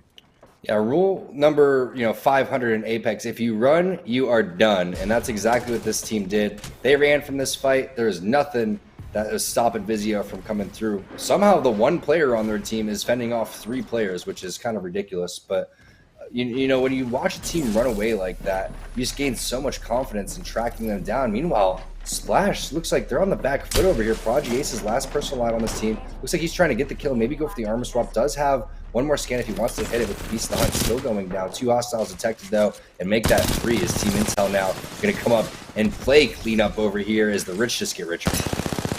Yeah, Team Intel with a great timing once again. And this is what, the 3rd game in a row? Or, well, the 2nd game, I believe, where Team Intel were able to come in and third party a Splash fight. And the same one happened, or well, a different one happened in game number 1. It was down by Love Fissure. The Intel were able to basically execute on this plan once again. Free loot for them. And this is a team that you do not want to pick up additional loot in their early game. If they can get the extra nades, the extra heals, feel a little bit more confident in their team fight, they're going to continue to force their game plan upon the rest of the lobby. And it seems like all of our partner squads have gotten the memo. They understand that they need to get into these early fights. Excedrin being one of those squads. They have traded as Aiden the Destroyer ends up getting one knock onto Kimchi Lee. The res is there, and it looks like I'm able to finish off this squad. So Excedrin pick up those kill points for themselves. They'll be able to play off the edges here. Yeah, Excedrin's starting to work together a little bit more, which is nice to see, but we're already down to 14 squads. Like you said, the pace really starting to pick up. Now the boat check coming back on out for Lee, and they're trying to find more teams over towards the side, I believe. Cruising through in. Ooh, nice shots right there from Lee. I think that they even threw in the Q coming in to try to stop them. And now the hunt is going to be on for this last player inside over here as Aiden's going to be down. Caustic barrels over towards the door. Shouldn't be a big problem to go around and find this one, but the ball's on Lee Jamerson not to heal out in the open over here towards the back of the map. Yes, but still he's just so close to being dead. Ooh boy, enemy with a quick movement there, dodges out from that arc star. Doors have been covered by this Caustic. This Cruisin' is trying to keep this Caustic contained for the time being. Another squad just rotating out. And so Excedrin just firing off a few shots, giving them warning to not come over here. And here we go. They're taking this one pretty cautiously, surprisingly enough. That's Oxygen getting finished off as Excedrin still need to get the heals in the hands of Kimchi Lee. And it looks like they might just be struggling because he is hitting the slow heals throughout all of this. Team Intel back on the north side of the map right now. They've got a team that's trying to rotate in from that connecting area up to Skyhook from Fragment West from Survey Camp now. And here comes the Maggie ultimate rolling in, but the team has run away. Looks like they may have created some distance, maybe enough to get over towards that building, towards that engineering bay, but they are heading for Flash, and that one player still caught out in the open, somehow surviving. Hit for 22. How is he alive? Never mind. Boop will go down. Team Intel continuing to put the pressure onto the lobby. James Fearless going in once more as he connects there. There we go. Getting that connect onto Chaos. He'll be able to finish him off. Even getting that thirst, but it looks like he does end up getting punished for a purple coming in, getting that instant thirst onto Fearless. but we know that Mooney will show up to finish him off, and it's going to be both players there. Now they do get slowed down because they do have to go for these reses, but will anyone even try and challenge them? We're already down to half the lobby right now. 11 squads remaining. I don't even know if anyone's alive to try and contest this.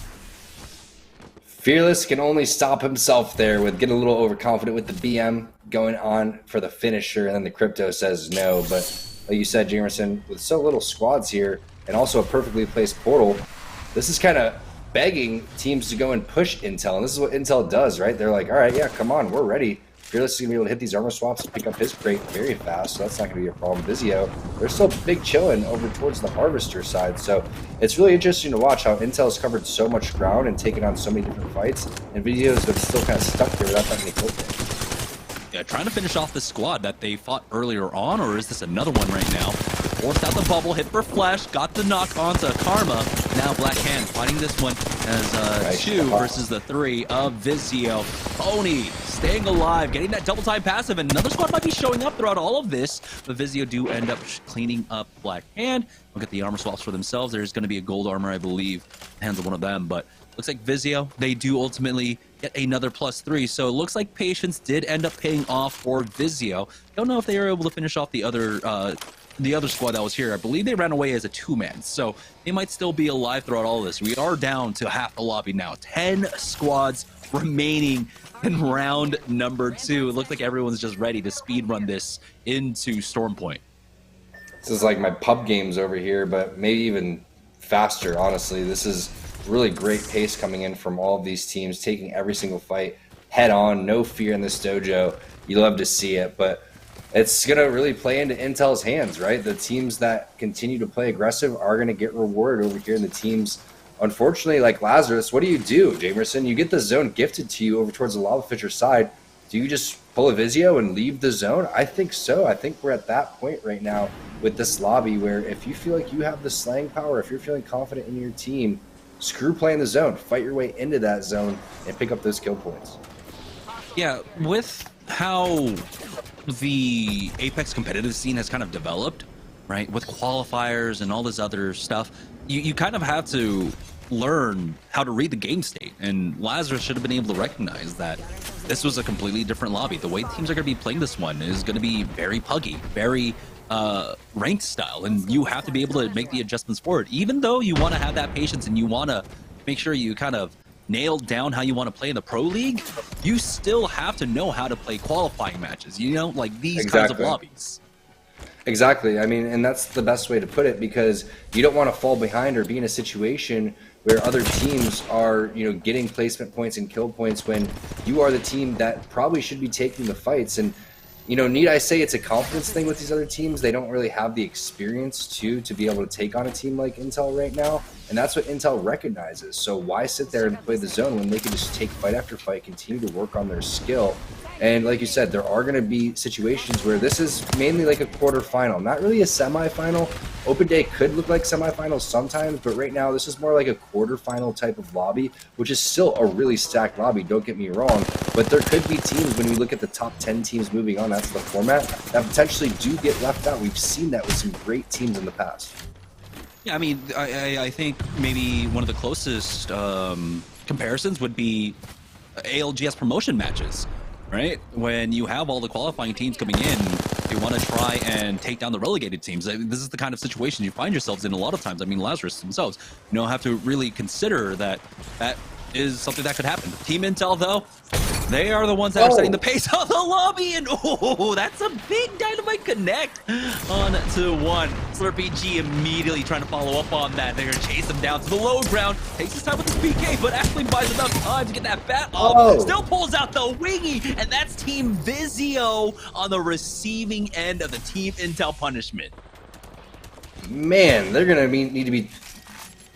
I was going to say Team Charmin after that one. They just wiped them. That was just ridiculous. I mean, Vizio didn't stand a chance. The nades were phenomenal. It was frag nade on top of Arcstar, pushed him down over towards the ground. The switch on over to the wingman after the 2 PK shots were just so crispy. But back on board with our winners from the previous game. They haven't been able to turn up as they were hoping for over here, but maybe this is the time now as they find a knock on to Team Excedrin. That's going to be Kim Chi Lee going down. remember Team Excedrin, I believe they got second place or third place in game number 2. Now they're about to get knocked out here. 9 squads remaining. They do have 2-3 kill points to their name at the very least, but if they go down here, it's going to be hard to keep up with everyone else. Now, we did see, of course, last few weeks, Excedrin end up performing particularly better on storm points, so maybe it's just not their map. Maybe it's just not their map, and no surprise I'm saying that because we haven't had like multiple maps in the ALGS or in competitive format for Apex Legends in some time now, so I'm really glad to see we're getting these changes and such for Series E, for ALGS. Team Nerf now rotating away, and you have to imagine whoever's behind them, that's more than likely Team Intel. So this is the right call. Just back the hell away. Make some space between you and Team Intel right now. Oh, never mind. Intel is just turning up though. Fearless and Slurpee G collapsing. Wingman massive. Oh, someone finally shuts him down. It's going to be Dimmy getting a little bit too aggressive there into the air. You see Maggie tossing out that ultimate there to try to get some extra cover over towards the door. The PK shot's not connecting as you were hoping for. You have the inside if you want to go and hit it. The Wingman has to connect now, but it's not going to be enough. Dimmy finally shutting down Team Intel. Looks like they're going to possibly go for a res over here. There goes the banner. Mooney not going to be able to really do much in this type of situation, especially on Maggie. So dipping out, selling, definitely the play. Fearless trying to crawl as much as possible down over towards the little ditch area, but that's not going to happen either. So we'll see if Mooney can do his best turns or Hal impersonation. Maybe a little Rat Boy Ronnie for the throwbacks.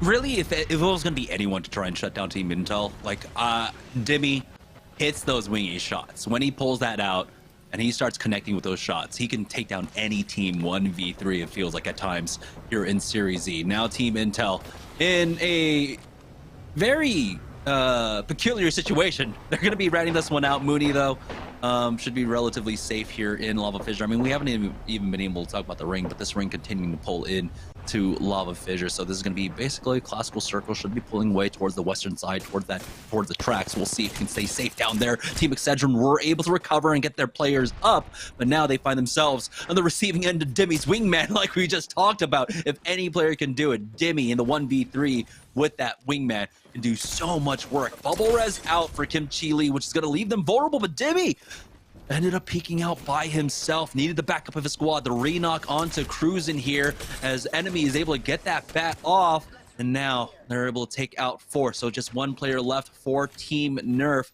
See, maybe this might be the opportunity for Team Intel to come back in, pick up these banners, get the reses, but we got another res going down onto Cruz, and so the opportunity's kind of gone for Team Intel along with Team Nerf.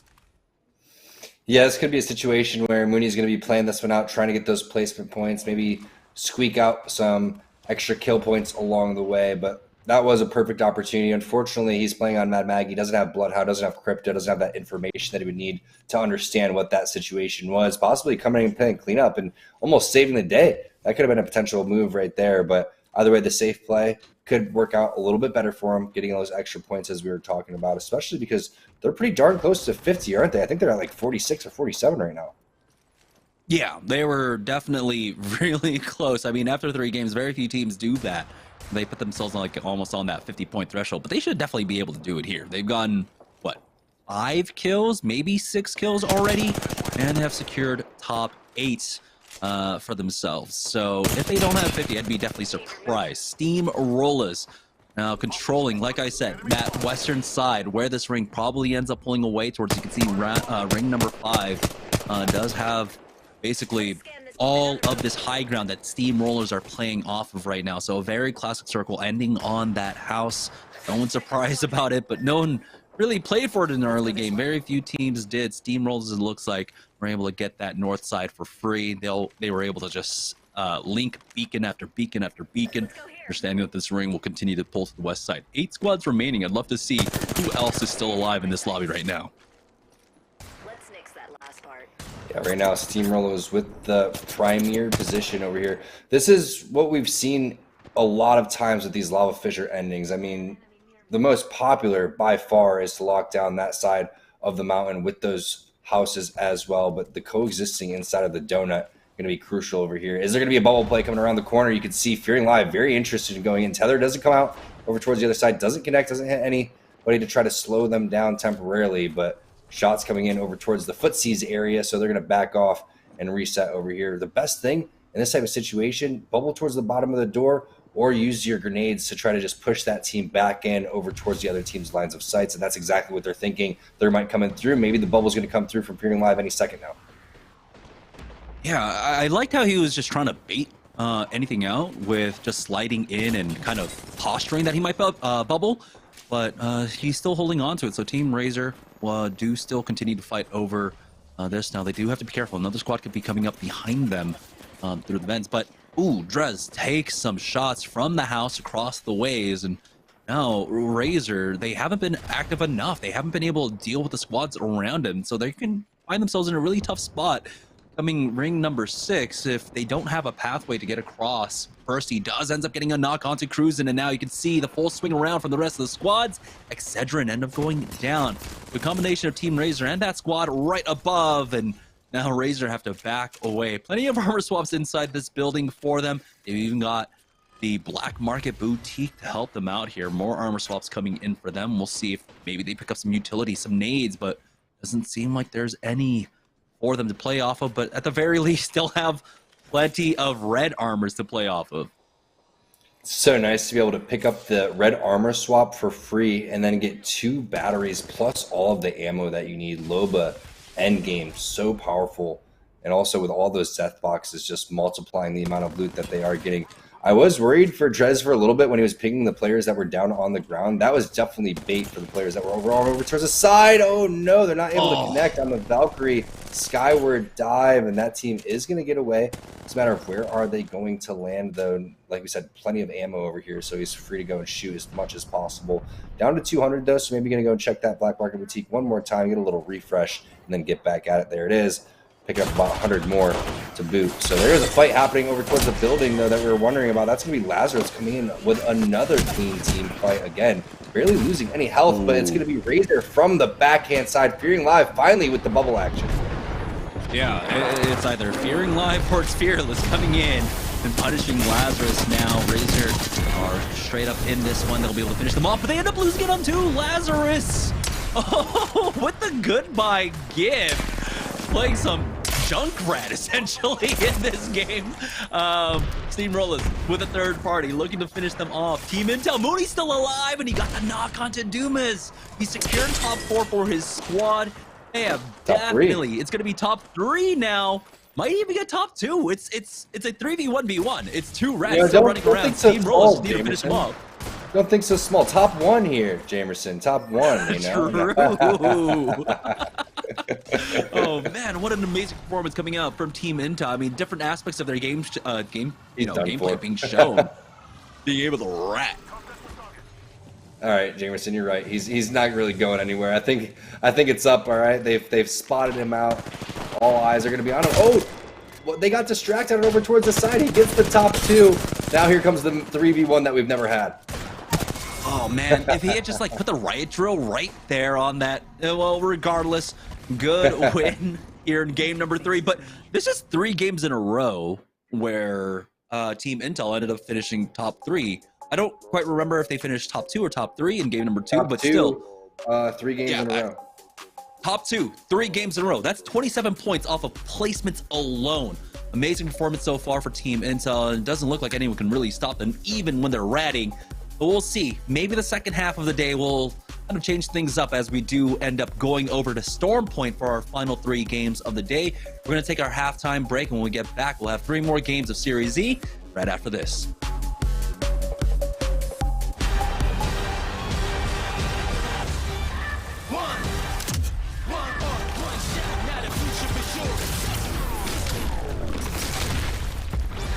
Versus coming daily under pressure. Working on the plot and the scheme. The true side trademark is at the edge of your dreams. I'm talking. Yeah. One shot, now the future is yours.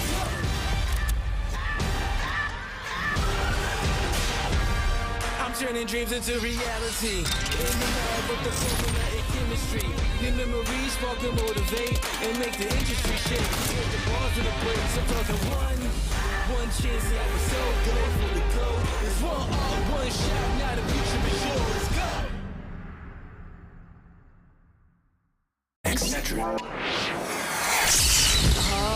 I'm One bad headache can crash your entire game. Excedrin relieves headaches fast. Excedrin, game over for headaches.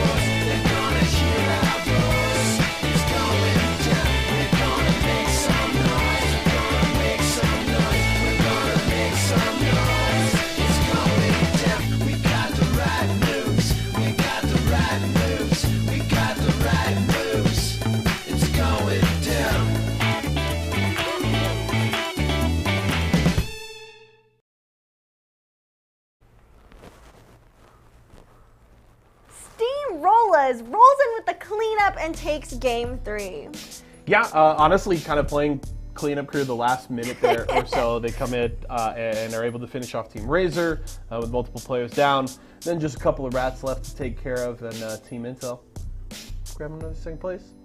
We saw you, Just Intel. saying. Just saying. But of course, Steamrollers looking really good, closing out the game, grabbing a win here to close out the action on World's Edge, which is nice. They've actually looked really good here last week and in the first half here tonight, so we'll have to see what they can do, if they can keep it going as we jump over to Storm Point. Yeah, we'll see if they do. We'll have to see how they do moving forward. English. The end of the game was kind of interesting to see, just them kind of picking off the rats and just taking the dub. Yeah, it's got to feel good, you know, if they're paying attention to the kill feed. They, you know, seems like they kind of likely had a good idea of how many players were alive, and you know, especially the fact that when you go for a push like that against Razor, you know, as soon as you take out Razor, there's now 3 squads left, and you don't have anybody pushing you. You're kind of like, okay, we probably have an advantage here. They go on the hunt and they're able to do it. So pretty, you know, textbook close to the game. They know they have the advantage, and they push it to a win. So well played. Congratulations, Steamrollers. Let's check out the player of the game. We've got Slurpee G with 7 kills, no assists, but 1,100, 1,200 damage. Yeah, so, you know, Team Intel's still up there on the board, and rightfully so. Jamerson talked about it before the game. They have been fragging out so far, and despite Slurpee kind of having to play the rat game there at the end, they still did a lot of work in this game and coming up with 7 kills.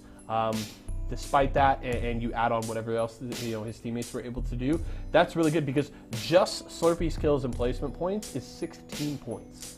Wow. So that means you have Intel at the very least. I think they're at least at 62 points. I think they were at 46 going into game 3. So they are at the very least at 62 points through the first half of games.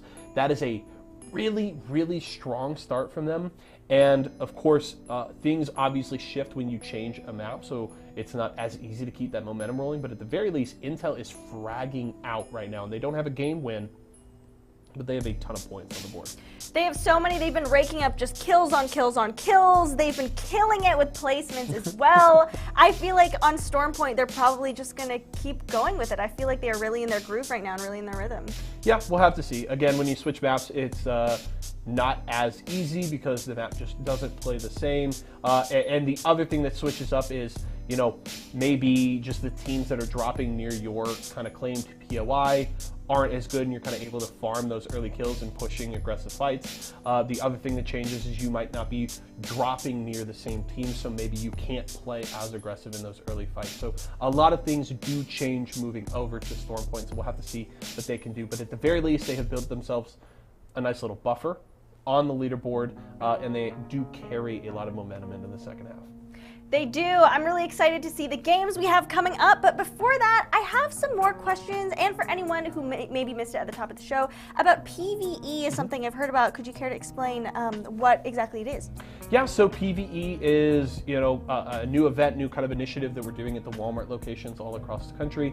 And it's geared around, we know that for a lot of players, sometimes it's hard to come and commit to, a 3 or a 4 hour tournament, right? You can't just slice out like that much time out of your day. Maybe you've come into the Walmart just to shop and you see the Esports Arena there and you're like, dang, I'd love to compete, but I kind of have stuff to do. I can't really take this time out of my day, but I think PvE offers that opportunity where maybe you just have 20 minutes or whatever, you can come in and compete. And it also, the competition is spread out over 5 days. It's Wednesday to Sunday across a bunch of different titles with prize pools for each leaderboard. So there are a ton of opportunities to compete. It kind of covers a bunch of different communities in gaming, and it hopefully gives players that opportunity where, if you're not an Apex player or this or that, you can't take those time out of your day, but you can still come and compete in a lot of titles that you love. So since there is cash on the line, do you have to be kind of like a pro player level to compete? Or are there any requirements? It'll probably help, but no, that's the cool thing is anybody can come in and compete. You can come in and see that leaderboard, and whether say it's Mario Kart, the track that you're competing on, and it's just you're trying to get the fastest time, and say you're that friend who you get your whole group of buddies together and you absolutely destroy them every time in Mario Kart. Well, now you can come and compete now with players from all across the nation for the best time and try and win some cash. And again, that leaderboard stays throughout the weekend. So if you come in on, let's say, a Thursday afternoon, you get a really good time, you get up to the top spot, you're like, cool, I won. You got to remember, there's some other people that are going to come in the rest of the day, Thursday, Friday, Saturday. They're going to see your time. They're going to be gunning for it. So, you go check the live stream on YouTube, check the state of the leaderboards, and you can come back and play again if you want to put up a better time. That's super cool. So what if I'm not good at Mario Kart? Are there other games that I can maybe compete in? Yes, there's some other titles. We've got Call of Duty Warzone. We've got Apex. We're testing out Fall Guys this weekend, which you can see right there, right behind me. And we do Home Run Derby in Super Smash Brothers. And the cool thing too is that we're testing and adding new titles all the time. We're changing things up. We want to hear from the community. What do you guys want to play? What do you like or dislike? We're trying to keep ourselves very nimble in this entire process. So we want to continue to improve and add new things so that you guys keep coming back and competing. And the locations look super sick. There's full-on, whole gaming rigs. There's all these consoles you can play. Especially maybe if you don't have a lot of gaming time at home, you can come in and you can, get those games in. It looks super cool, and I hope more people sign up. You can sign up. Where can I find a location near me? Yeah, if you're looking for locations, just use !locations in Twitch chat right now. You can see the map here. All of our locations all across the United States, but !locations will get you the link that you need. You can see addresses, store hours, and all kinds of info there. Or if you need more info, just head over to esportsarena.com.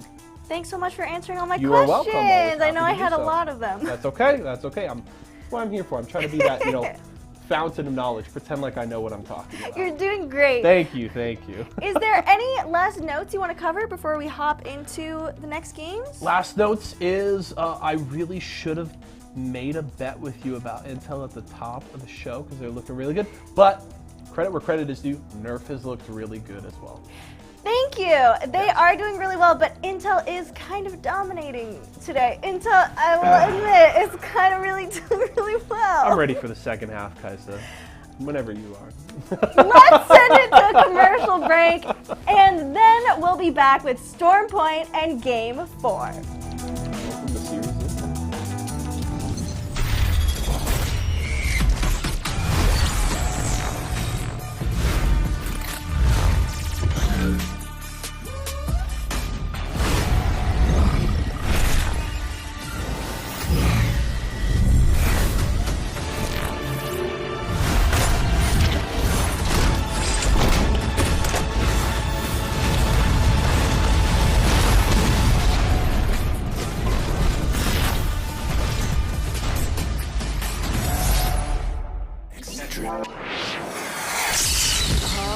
I'm fading!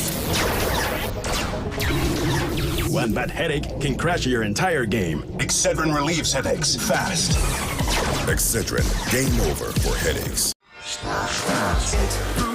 refreshing, refreshingly sweet. But without sugar, 0 calorie treat. Now all our top bars flavored splash. It's fruit freshin'.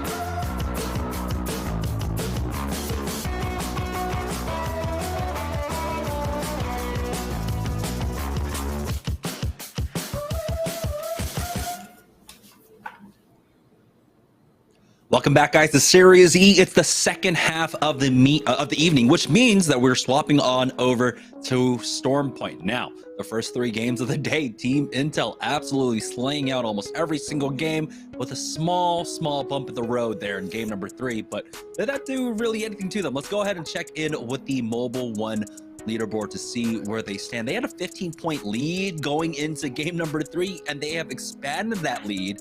It is a 28-point lead at Team Intel. That's a full game lead that Team Intel have over Team Nerf. Yeah, basically, they don't even have to show up for the second half. No one's going to be able to catch them. No, I'm just kidding. But Intel, they're doing it on so many different levels. I don't know how these noobs haven't won a game yet. 3 games in a row, 3 games where they ended up with second place, very close. But we're seeing like the kind of difference it makes when you don't have that Gibraltar for the late game. I feel like if it was a Gibraltar composition for the late game, they easily win. But does it even matter when you're just racking up kill point after kill point? Here's our Mobile One high performance moment of game number 3, and it was just beautiful nades, and you could see the instant push coming out from Slurpee off the back of it. Yeah, I mean, the first PK shot doesn't connect, but look at these 2 wingman shots. Bow, bow. And also getting help from the side, too. He gets 2 out of the 3 knocks right there. The grenades were just so on point. The frag grenade from the heavens. And then you see an arc star coming in right after this as we hop in to game number 4. This one's going to be on Storm Point. But anytime you throw a grenade and you hit multiple people, also if you get anything near a cracked shield, you full send on that one. That's exactly what they did. A lot of congestion happening on over towards the west side of the map. And also over towards the middle as we're on board with Steamrollers. Yeah, Steamrollers playing this one similarly to how TSM plays this one. TSM is typically down there by Antenna, but it looks like it's going to be Vizio that ends up... Oh, no, not Vizio. I can't read that, but I want to say it's Team Asuras that end up taking it down there by Antenna. Team Vizio just doing their usual drop spot here. And this one is going to be pulling up towards the northeast side. Not quite as north as all the rings that we got last week, but pretty close as Team Nerf find themselves in an early fight down here. Nerf, you need to hit the shots, but also look at the flank and the shots coming in from behind. Rampage, really nicely done. His turns has switched off and gone to Ash instead of Wraith, which is very common in Stormpoint. We've touched base on this week after week if you're just joining us. The elevation in Stormpoint is unlike any other map. It's very, very drastic. Ooh, nice shot there from Turns with the triple take. That's really opened things up. This fight is over before it started once they got a 2v3. Oh, another knock onto Prodigy. Aces here, so another team ends up showing up for this one. It looks like as Team Nerf will be able to take them out, and it looks like they'll have the quick armor swaps as well and spot out that last remaining player on the other side of the door. Gonna be, what? A Rampart of all things Casellas.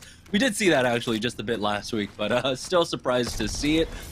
Team Nerf end up winning out this fight.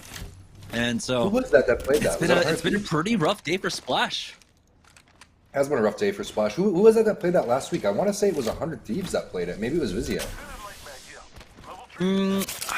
I think... Oh man, it's so hard to remember. It's so hard to remember. I don't think it was Vizio though. I think it might have been 100 Thieves. Because Vizio, it was 100 Thieves and Vizio sent it onto them with the triple mobility comp. So yeah. Definitely viable in certain situations. I mean, nothing's worse than dealing with Sheila, especially in your ranked matches when you're like, all right, I got this covered, and then all of a sudden you run into the open just for a split second. You absolutely get ripped apart. But speaking of Vizio, it's like they're going to switch up the composition and go with the Caustic here, and also having Bangalore. Very, very interesting stuff. Yeah, so it's really hard to follow up for the Caustic without that mobility that they were playing off of beforehand, but it looks like they're going to deal with this just fine. A lot of our squads trying to keep pace with Team Intel, getting into these early fights. We were talking about the transitions that we needed to see. Lazarus was one of them. They ended up finding a fight themselves. Vizio now on the wrong side of this fight, losing out on 2. Scissors and Phony falling. That's going to be Vizio knocked out. Suras picking that one up, surprisingly enough. Just on the border, still fighting down here by Antenna. So Vizio, we're trying to go for that game plan. They were, trying to keep pace with Team Intel, and it seems like, they couldn't at this point. They went for that rotate to the southeast and ended up losing out on this fight to Team Asuras.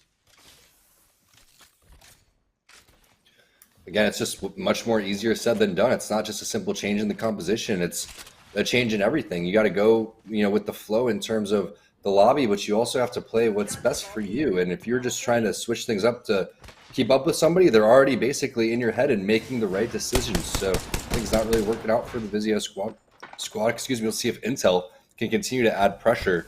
Razor, they're going to be going with Loba here. Loba is very, very useful. We've seen it continuously, time in and time again. It helps with getting your loot right in the beginning of the game so you can go on your rotation. It also really helps over towards the tail end when you start running low on those resources. But everyone rocking those blue armors, they should be good. I'm curious to see where the major fights are going to happen and which choke points. If we could take a look at the map or in zone number 2 anytime soon, find out where exactly a majority of these fights are going to take place. But all eyes really are on our number 1 team right now. Let's see if anyone can stop Team Intel.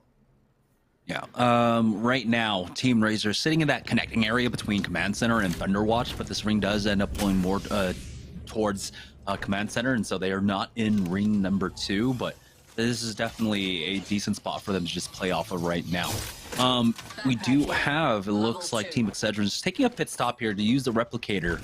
Right now, they're on the far western edge of the map right now, but I think they're content with just playing edge like the rest of the squads have, especially the fact that they're sitting on the triple blues right now. They're going to want purples when they get into these fights, if they're trying to find these fights on the edges, and so they'll take their time. They're no strangers to playing off the edge here, as again, it's just another running route for them to pick up more replicators, but it looks like a squad has shown up. It might just be one player here getting tagged by Cruisin's wingman. We'll see if he can finish him off. He's got him on the other side of this fence. Phase breach back. No, never mind. It is a full squad, or at least a 2-man. See the Valkyrie missile storm coming up from that rooftop. It's going to be Team Nerf and Dimmy getting tagged. Now our 2 partner squads, Nerf versus Excedrin in this fight. We've seen these teams duke it out before in the past.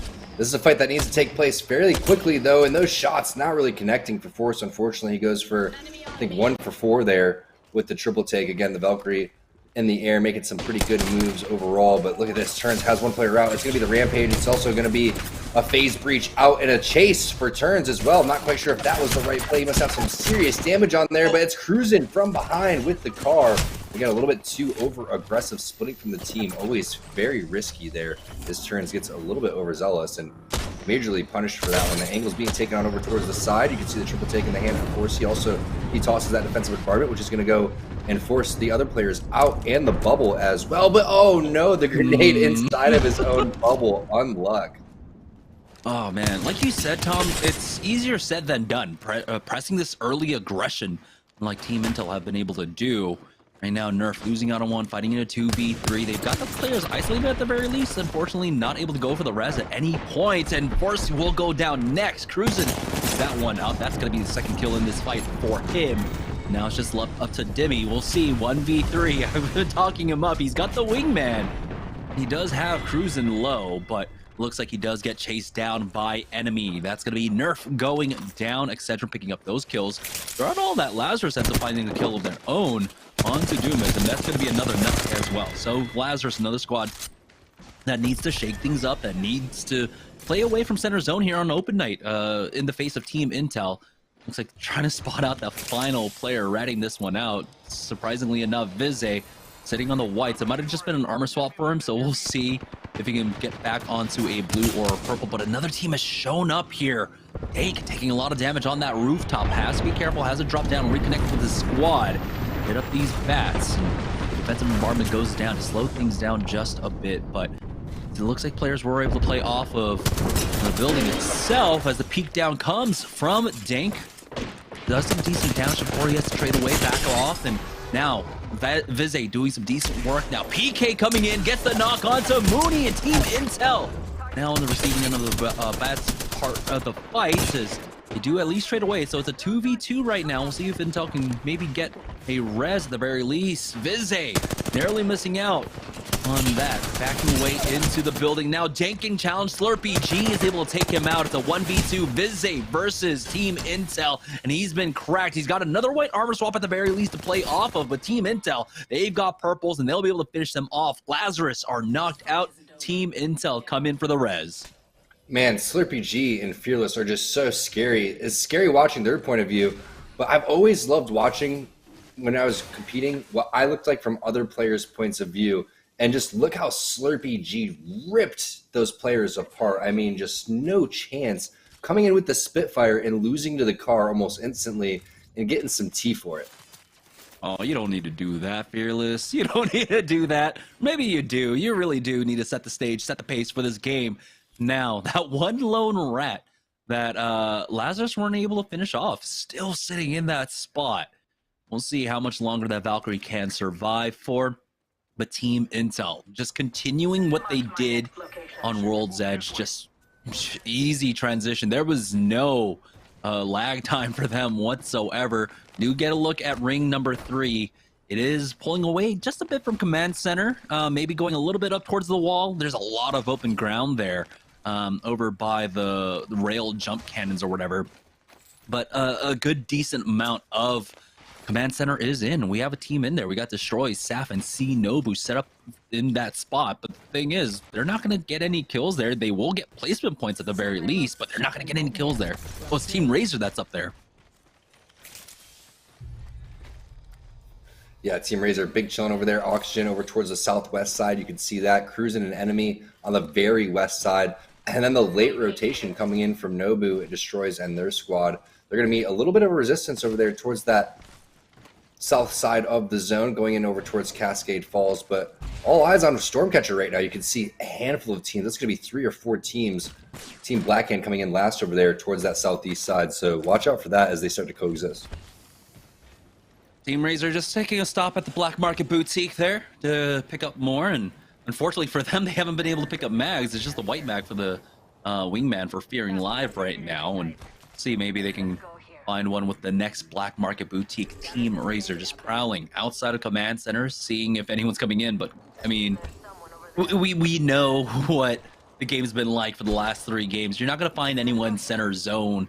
Everyone's still playing off the edges. There's another team actually coming up behind them. So Fearing Live doing his duty as that sentinel in the back. He's got the sight lines. He realizes a team ends up taking that height away from them, but they don't need to force anything here as you can go as this on these multiple levels. So right now, Team Razor are just going to keep that in the back of their mind and make sure that when they get into fights that they are aware that there's another team in the area. But finally, the action has slowed down as ring number 2 ends up closing. Steamrollers on the northern side up at the wall as it looks like multiple teams. Another squad might be up to their north, and there's a team directly down to their southwest. That might have been Razor just peeking out their heads from that Command Center area.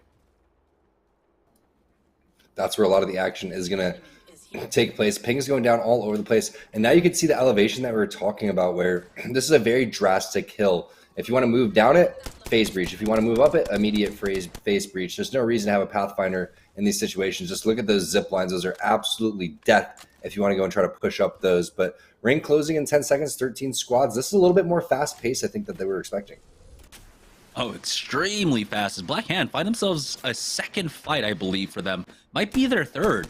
So right down to 12 squads. This is absolutely insane. We know that there's one rat running around, so it might be another squad. It's actually down to a duo themselves. So right now the lobby not looking healthy if you're looking for kill points, but these squads for Steamrollers, for Team Razor up here on the north side, they're not looking for the fights. They're looking for that end game for center zone. As round 3 now. Round 2 has finished closing, so round 3, we'll see if anyone gets a round 4 scan for us at the very least. Steamrollers, they're going to have to deal with this team to their north, and this is a scary position to be in, to have Team Razor to your south ready to pounce for a third party. See how free this fight ends up being for them. Missile swarms, multiple missile swarms connecting in onto this squad. So 2-3 teams currently in the area, 4 steamrollers to deal with. Yeah, but they do have a pretty good location set up. They have a lot of information. They have the pings going down. Again, you love when we have the player outlines and they know exactly where they are, like they were playing Bloodhound. We saw that earlier with Team Intel. Charge rifle for Saf up on the roof. This is a dirty, dirty spot to be with the 4-8. You can see defensive bombardment in hand. He's lining that thing up like he was shooting pool. Now he's just trying to shoot these fish in a barrel. They are going to slide away. You can see smoke is going to go down. Team Intel now in the vicinity. That's going to be a phase breach on out of there. That's going to be Fearless trying to dip out, hit a battery, get that red armor back up. Mooney's going to toss his Rolling Thunder, as well as the rest of the team needs to reset and heal with these med kits. That's exactly what SlurpyG is doing. Fearless most likely going to hit a syringe here very soon to try to get back up. Although he is Fearless, so he's most likely looking to fight. Triple 45. Okay, that's a knock guy. I was going to say, there's no way that guy's hitting that many 45s. It's like that Cloud9 clip from Zach the other day where Cloud9's like, oh, check out our man, 45, 45, and it's onto a knocked player. SlurpyG ends up getting the knock onto C-Nobu, so multiple squads in the area, and they'll be able to take out ABW. I believe, though, that throughout all of this, they were also fighting Black Hand, and Black Hand might have been able to get a res here. It looks like it's just a 2-man down there. And Team Intel want to get these kills, but the thing is, it's round number 3 that's going to be closing in on them. So yeah, they realize that. They're going to go ahead and back away. Again, it's about these decisions that they make, it looks like so quickly, instantly pivoting to the next objective, to the next move, to the next rotate, without lingering for too long. And that's where we see a lot of teams end up getting into trouble, where they linger and they don't have an idea of what they're going to do anymore, Tom. Exactly, and what you're seeing from Intel is them make the game look easy, and that's what's so special about teams and players that are great. They just make it look like you could be doing that, and you go and you watch these other players' point of views, and it doesn't look like that. They're making mistakes, they're running into teams and maybe getting one player on their team down and thirsted. Intel, they're not doing that. They've already gone through those motions, so they've made the mistakes that they need to through playing overly aggressive, and you'll never know how good you are unless you play aggressive in these situations. You think these players got good from camping inside of buildings? That's the exact opposite. They're always pushing the envelope, always pushing the limit on what they're doing, and you can see that, and it's translating inside of Team Intel's game. Not just, this week. This has been happening for weeks now if you're just joining us in Series Z. They've been putting on an absolute clinic. To me, it's surprising that Vizio's still in the lead with the way that Intel is playing. Not today, but in the accumulative leaderboard. But if they keep doing this, we still have plenty of time left in Series Z Season 4 now. I feel like Team Intel could honestly just catch up to them. If they're putting up 100, close to 100 points on an open night, that would be huge for them. They're already more than halfway there, 60 some odd points for them. Team Razor, they've got to defend on multiple points. They've got a team coming in from the blast doors, a team coming in from behind them as well. You can see that Drez is checking the back for them. He does get tagged, and you can see the instant pivot coming out from Bursty. He's going to go ahead and back up his squad mate there, backing away, covering that door now, leaving Fearing Live to cover the blast doors by himself. So Razor, they were in a good spot until they weren't, and now things are looking a little bit tight. They do have to deal multiple squads. Now we're down to 8 squads, 23 players remaining. So that duo that Team Intel left down on the southwest side of the map still alive for the time being. Now it's just about who ends up getting these final kills. Team Intel have been so strong in these late games about finding these kills. Razor poking their head out, spotting out one lone player, and wow, Bursty has to even bracelet back just in fear of that beam that came down onto Dreza there. That was a 1v3 basically. That was one Valkyrie fighting multiple players on over towards the outside. As you see what Team Intel is doing, and it was Fearless with the shots. That's why he just backs these players off and bullies them immediately, so much that 3 players ran from 1 player. He had that much presence. But one thing's for sure, they have to watch their back inside of that double door building. They cannot be worried about what Team Intel is doing. Intel is not going to do some sort of psychotic play and run in there and fight them, because that's just not even an opportunity with the other team over towards the right-hand side. They don't know that there's another team located over towards the right-hand side inside these double door buildings. They just hear the fighting that's going on over towards the door. So it's a matter of watching their back, making sure that that's clear. And it's great to see with all of this camping that's going on behind them, Intel's still pushing the envelope, owning real estate on the map, gathering information and seeing what they want to do. And players need to take note of this. If you're stuck inside of the double door building, you don't have the valuable information that Intel does. Yeah, you are a little bit vulnerable. Yes, you may get shot from behind, but that's why you practice these situations so you can get out of them.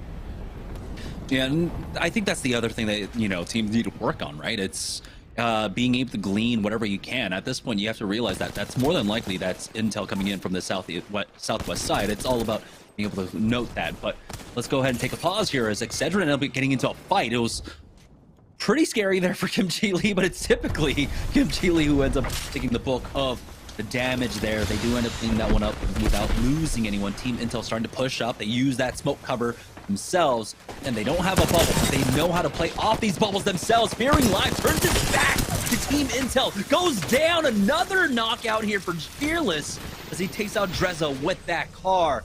Team Razor pushing out a little bit too early from that building, gets punished for it now as Kim Chi Lee will end up finishing off Fearing Live. Team Intel realizing third parties there, they'll back away. They'll go ahead and reset for this fight. And again, keeping presence of mind in these fights, not overextending, making things look easy. That's what Team Intel's been doing across the last 4 games so far tonight. They might be able to finish off this player here. Fearless sliding in, using the cover of the car now to hunt down this last player. You can see Team Intel, they don't even chase after the kills onto Razor. I love how much value that they put onto the confirmed kills you can get instead of chasing after knocks that can punish you. And that's what they're doing here. And look how Fearless just slides in, coming through with the clean car shots. I mean, he's going to have to grab some ammo here very shortly, but everything is just so crispy. Pay attention to how he uses the hill basically as a head glitch the entire time, moving his way down. Also, just moving from spot to spot, making sure that he has cover as Cruisen's going to go and finish that one off for Excedrin. So now big fight happening over here fairly soon as Intel's in the zone. They found themselves in the zone after working their way from those double doors all the way down. Excedrin has the advantage up on this high ground, but keep in mind there are teams over towards the side, so it's not as big as an advantage as they were hoping for, as now the flank's coming in from behind from Fearless. Spacing, timing, perfect coming out from Intel. They're realizing that they're dealing with another squad, and typically what is a death sentence, having to run uphill, becomes an opportunity for Team Intel there as Excedrin end up getting cleaned up throughout all of this. Fearless does pick up at least 1 kill onto Excedrin, but for all that, they get punished as Slurpee G goes down.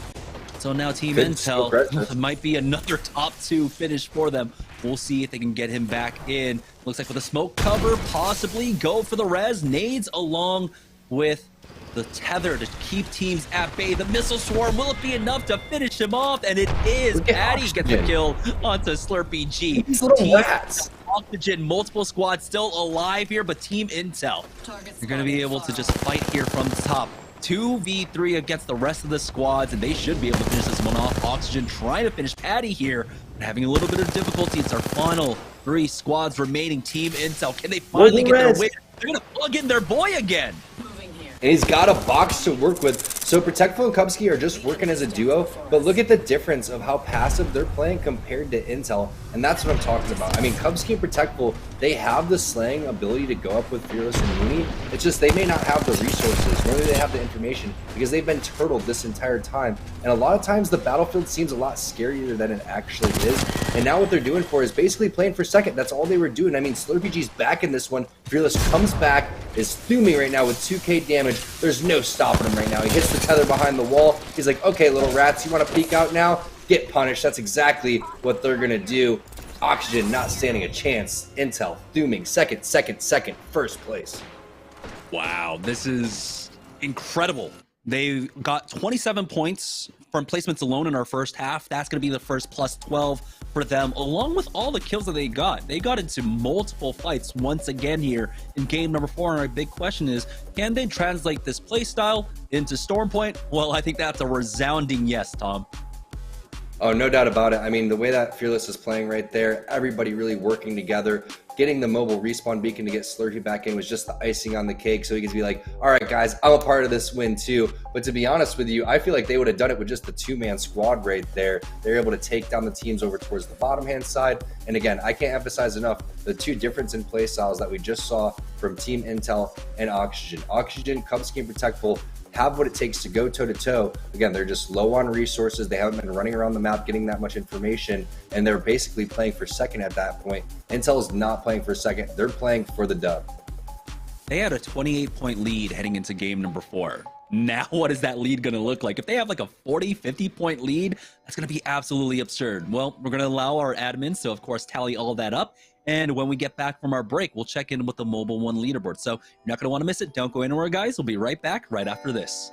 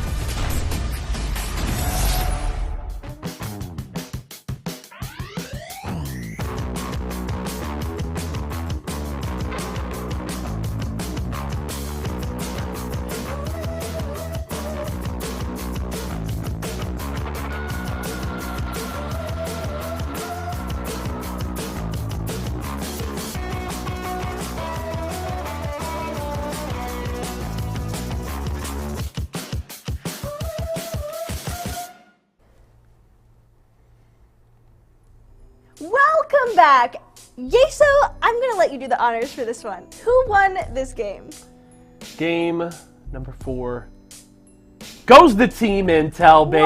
They're crushing it. They finished strong there and grabbed the win that they were so close to a few times there in the first half, and they finally got it done here in game 4. They did, and Fearless was on the hunt near the end of that game. That was scary. He was just going all around, sliding in, killing people, sliding somewhere else. Wild. You know, I wasn't going to say it earlier, but now I feel like with how Intel's been crushing it, I'm just gonna put it out there. Fearless might be my favorite for Series E MVP this season. The kind of numbers that he's putting up, and he hasn't been on Intel for since the start of the season. So these are incredible numbers in a shorter span of time. Fearless has looked unreal, and he is playing some of the best Apex we've ever seen in Series E over these last 2 or 3 weeks. Incredible, and the whole team is really fragging out right now. Mooney and SlurpyG have both looked really good tonight. Intel just looked really solid right now, and I mean, look, there's 2 games left, and all is not done until all 6 games are in the books. But it's just like, who's gonna stop Intel? They went into game 4 with, I think, like a 30-point lead. Oh my god! They had 66 points in the first half, and they hadn't even won a game yet. Right. And then they just fragged out in game 4 and got 12 placement points for the win. And it's just like, I guess we could just give them the money now. Like, I feel like, honestly, and I'm going to check the Mobile One leaderboard at the end of the day. I'm curious to see if they got enough points in the first 4 games to win, if they get none in the last 2. I'm going to keep an eye on it. I'm going to check the total. I'll let you guys know at the end of the show. But I think they might have gotten enough to win, even if they get 0 points in the last 2 games. That would be crazy. Intel with a pop-off. Yes. Let's check out who the player of the game is. SlurpyG again. 8 kills, 4 assists, and about 1,700 damage. And that's what's so crazy is we can be like, dang, Fearless just had an insane game. Fearless was fragging out. And it's just like, oh, and by the way, Slurpee still outfracked him with 8 kills and 4 assists there. So really the whole team is just looking so good right now. And, you know, we can put a little asterisk on it, I guess, and say, hey, it is open night, right? This is not the stiffest competition they'll face this week. That is certainly a fair criticism, and you can say, hey, they haven't been nearly as good on pro night, and I think that is totally fair. But at the very least, when you're talking about, you know, the discussion we had on Friday, trying to put that distance between themselves and Nerf, hold off the rest of the teams that are trying to challenge for a top 3 spot, they're taking care of business on Tuesdays, and that's what you got to do. That is what you got to do. So we are going to go to a commercial break and then come back for Game 5, which is the second game on Storm Point.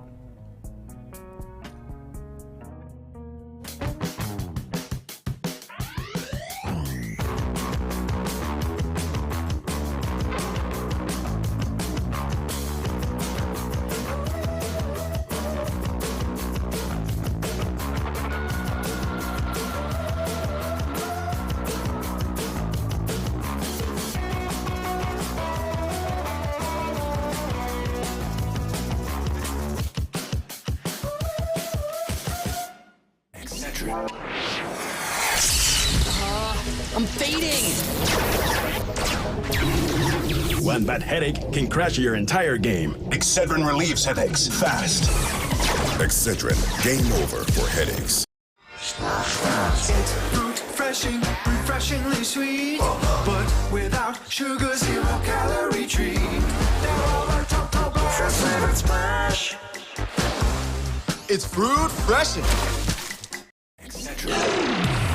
Now, even the biggest headaches are toast. Excedrin keeps your head in the game. Or no more throbbing noggins. Excedrin, game over for headaches. Welcome back, guys, to Series E. Now the big question is, did Team Intel hit triple digits after that win in game number 4? Let's check in with the Mobile One leaderboard to see where they stand now. Finally getting a victory under their belts, and oh no, they missed out by 3 points, Tom. Now, they have a 55-point lead over our second place tied teams, Team Nerf and Steamrollers, after 4 games. Listen, I'm not going to make a big deal out of it. Let's just keep the good times rolling, Jamerson, because we know the more that we talk about it, the less likely it's going to happen. And you know what I'm talking about. We don't want to jinx these guys. I may have just done it right there. Intel, they are popping off right now. Ridiculous amount. You could combine second and third place. They still wouldn't have enough to catch up. Heck, when it's all said and done, we may combine second, third, and fourth. And they may not be able to catch up with Intel if they can continue this pace. Now, the big thing we really have to look at, though, is that difference between Team Intel and Team Vizio. Our overall cumulative leaders, Team Vizio with 29 points, Team Intel is leading by 68 points. And so that's a huge gap closer for them. Looking at our Mobile One high performance moment, and no surprise here, it's going to be Team Intel making this push onto Team Razer. And this is just great decision making again, making this push up against Razer, but they don't chase after they get these knocks. Yeah, it's great discipline, understanding the map, where they came from, understanding their escape routes. They're just playing on all cylinders right now. It's so exciting to see. Again, Fearless is great in terms of adding aggression and then backing off, but it's the combination with Slurpee G that's so special. Also, they're doing this without a Gibraltar. That's the amazing thing. They're not rocking a Gibraltar in this composition. I'm pretty sure they weren't in the previous 3 games either, as they were using Mad Maggie. So to be able to do this without following the quote-unquote meta is even more special. Yeah. Now, the big question is, of course, can they translate this into the pro night, which is what we desperately want to see. We want to see a team be able to take this kind of aggression, one of our partner squads, be able to take this aggression to the pro squads that'll be showing up tonight. But it's still good here on the open night to fine-tune this kind of play style if you're going to try and continue to play this on pro nights. And of course, getting these points, like we said, that cumulative leaderboard, and we'll be looking at a little bit later on, is so important ultimately at the end of the day, because you not only want to secure your spot in the next season, but you want to do it in a big way. You want to be that first place squad. We saw a team like, well, Team Intel coming in, ended up getting signed, of course, as Team Esports Arena. That's another opportunity that right now Team Intel are looking out for themselves. It's the Team Intel buff. I heard if you get first place, you get a bonus in terms of getting Tyler CEO bathwater, which is going on eBay. I have mine up there for $5,000 right now, so it's definitely a pretty penny. I'm sure that everyone on Intel wants that bathwater. All right, yeah. Let's go ahead and head into game number 5 of the day. 3 points. That's all they need to break the triple-digit marks. Who's going to be that team that gives them 3 points? And you know what's astounding is that, like, if this was like a playoff styles, right? Hit 50 points, get match point, get a win. They did it in 4. It's just absolutely insane the pace that they're playing on right now. And starting off, you get the purple armor. What do you know? I mean, they're feeling pretty good. The flight path's going directly over them. He's got car, wingman. Oh, is that the combination I was using all day today? Maybe it is. Perfect. As the rich get richer, and Splash looking for some more blood over here onto Team Nerf. That's going to be one player yeeting themselves out. Casella's going to go and hit that scan as the bubble res is going to come in. Perfect execution as that player on the ground has nothing to say except, yo, guys, they're over here. 3v1 situation, and the BM is coming in. Seizure alert. Yeah, the fighting has been taking place over by a mill so far between these two squads. 2 games in a row now. Splash. We'll see if they can finish things off once again. They push forward. They do have the man advantage, and Fat Fruit Ninja ends up getting the finisher onto 1. All right, so a lot of fighting taking place currently across the map here as Officer Booth will go down. There it is. Demi getting finished off. That's Nerf gone. Now, if there's one thing that comes with like having a 50-50 contest up against a Prodigy Aces squad is that, like, regardless of whether they win or not, they're going to continue to, you know, 50-50 here. It's that same Harvester situation, but I mean, we saw it in like season 2 of Series Z, Prodigy Aces, where they were contesting, I believe, Team Intel with 6 on it back in the day. And eventually, even though, like, more often than not, Team Intel were winning out in those fights, they just the dogged determination of Prodigy Aces and his squad ended up making them leave that contest. Here's YFP Gaming going for the big drop down, but he's stuck in the doorway. Somehow doesn't go down to that nade. Miles needs to hold down the line, and it looks like they will be able to. Noodles picking up 2 kills for himself. About to get the last one here. Miles pushing that last Gibraltar. That's 0 balling. We're already down to 17 squads. Team Intel haven't even been able to pick up a kill yet. I don't know what's going on with them. Yeah, they're struggling. The pressure's getting to them, Jamerson. They heard us talking about them. They can't live up to the hype of hitting a record-breaking day today. Yes, I said it. I said I wasn't going to. We don't want to jinx them. It just happened. I'm sorry, Team Intel, if you die this game.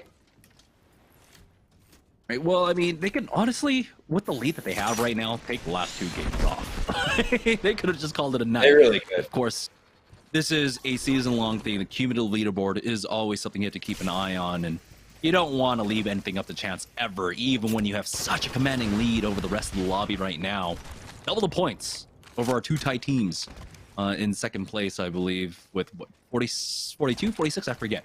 Right now, Team Vizio, they've been trying to keep pace with Team Intel. They haven't been able to do so far, but they are going to try and take this fight, and we'll see. They are walking down this squad, but it looks like it might have been a phase breach used to get away from them. So unfortunate timing, Vizio not able to capitalize off that and get it turned on, actually. We got Bronzy coming in as a third as well. I just realized that. Yeah, Bronzy always bringing the vibes over here. Gonna have to hit the Phoenix kit, though. One of my favorite players to play Apex with, for sure, in terms of, you know, keeping the vibes alive and also having great strategy and communication. Bronzy's always bringing it. Oxygen looks like they're down to a 2 versus 2 over here. Aiden and Protectful trying to hold things down. Possible bubble res coming through. Is the bubble in hand? Looks like it's going to be just a normal res coming in for Gibraltar over here, as Aiden's going to get Kubsky back on up. Protectful's going to cover the door, and they're going to be A-okay. And what do you know? We got a new zone, Jamerson. Hey! Quote-unquote new. This one's going down to fish farms. But it's not hugging the peninsula or the islands as much as it has, so there's an opportunity where this one does go maybe towards like the northern island of fish farms.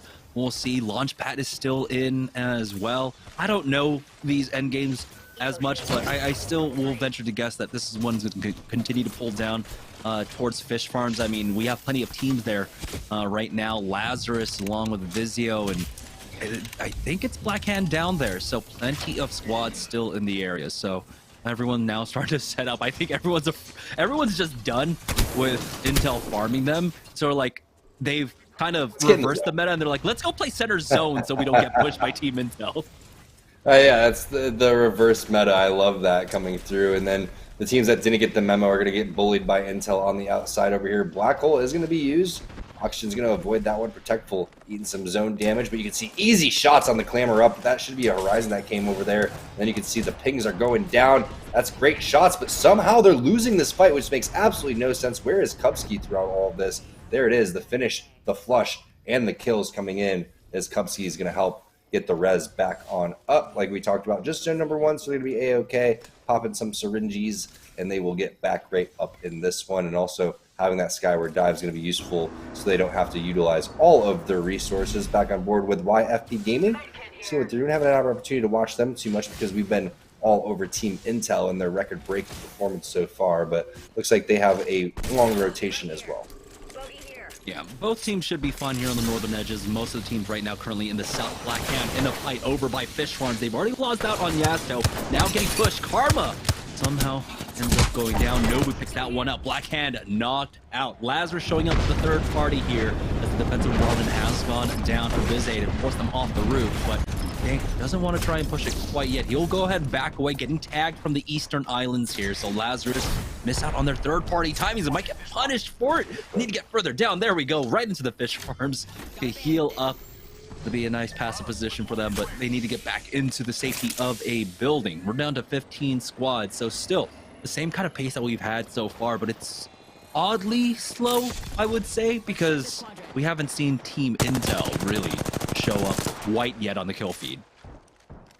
It's always tough when you're in this situation. Dank needs to get back to his team, but he's going to end up taking a little bit of damage on the way, maybe from like a charge rifle or something great as he gets in over towards the door, but nope, he's going to be okay. Not that bad, but having some sort it's through the window, there it is. He's going to end up using a battery. But having a scope right there is just so good for the R301. If he could have had a 2x, 3x, something along those lines, he'd have been sitting pretty. Instead, he's going to have to do that without it and just the iron sights. And rolling into the situation, it's going to be Team Excedrin. Looks like they were taking a lot of damage, but that's just Lee eating that with the majority of his shield there for the Gibraltar passive. And they have the scan onto zone number 2, so they know that they're safe on over here towards the edge. Just a matter of where exactly do they want to go and push in. Ping is going on over towards this building. Looks like there could be some visual clutter in there, so it seems there is to be a team. Will they fight this team and take this? It's going to be a lead bubble over towards the entrance if they are going to take it. Fighting on the peninsula for Steam Wolves as they're trying to push this building, it seems like. Locks needs to take the time to hit the bat. They can try and climb up on this window to make their way on in. The team has backed themselves off to one corner of this building. Someone needs to cover the door to make sure no one can try and get out from there. And even if you want to try and toss in those nades, Thermite to try and cover the door would be great. That one's a little bit short, forcing out the bubble at the very least. Young Pop-Tart takes a lot of damage there. He's forced to back away, hit a bat, hit a medkit. Locks trades away damage as well. And now again, this push being slowed down, the bubble coming in for Locks. They really don't have an option to try and make this push anymore, but they're just going to go ahead and steamboard into it as they take so much damage on the entry, finally taking out one. But they're forced back again. These windows proving to be very difficult for the squads that are trying to push. You can see those shots coming in, a third party coming in from behind them as well. Defensive bombardment actually covers that door. They cannot leave right now as Lux hasn't even been able to heal up. Asura's coming in for the fourth party on the other side of this one. And it's just a Chinese finger trap apparently in here. As you get in, you are stuck. You cannot get out. Asura's, though, don't fall into that trap. They'll back away with a phase breach, and it looks like it's just enough to cover across all that water. They do pick up a kill for that at the very least. Finally, Team Intel coming alive, taking out Scissors. Oh boy, Team Vizio do not want to find themselves in the crosshairs of Team Intel right now. Yeah, Team Intel probably somewhere, you know, on the beach sipping a Mai Tai or something along those lines. They are, oh, never mind, there they are. They're picking up kills in the kill feed. That's more like it. That's going to be Team Vizio going down, and in solid fashion too. Look at that, 5 batteries in the back pocket, nobody taking any damage from health damage. 12 players on the ground, should be an easy kill here for Prodigy Aces. They're gonna get the knock right there onto Bursty. Great map movement too coming in from Prodigy Aces to get back up onto the roof. Can he connect with wingman shots? It's looking crispy. 3 out of 4 are gonna connect, and it's just a matter of time before he goes and hits that med kit. Skyward Dive is available if he wants to go and utilize that too in the next minute to make sure that they can get inside of the zone. But this is that Splash team that was formed a couple of weeks ago. Excited to see what they're going to be able to do and if they can start to mesh together at the right time to avoid relegations. Yeah, time is running out. Unless you're putting up points like Team Intel, you know, things look great. But right now, they still need to string together some more wins, some more kills. They need to be able to survive the early game. So often they're contested.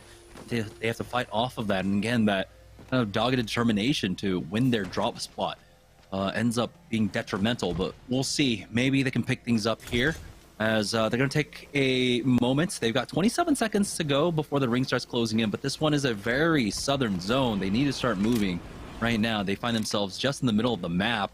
A little bit out of the ways of Stormcatcher, so not too far from there, but they still have a long ways to go with this one. It is ring number 2, but you just don't want to leave anything up to chance right now when you have that kind of big question mark up in the air. You know, where is Team Intel? Where are they fighting out all of this? You know, they're wanting to play edge. You know that they're wanting to find these fights. So the longer you leave yourself out here, the longer you leave yourself vulnerable to that fight.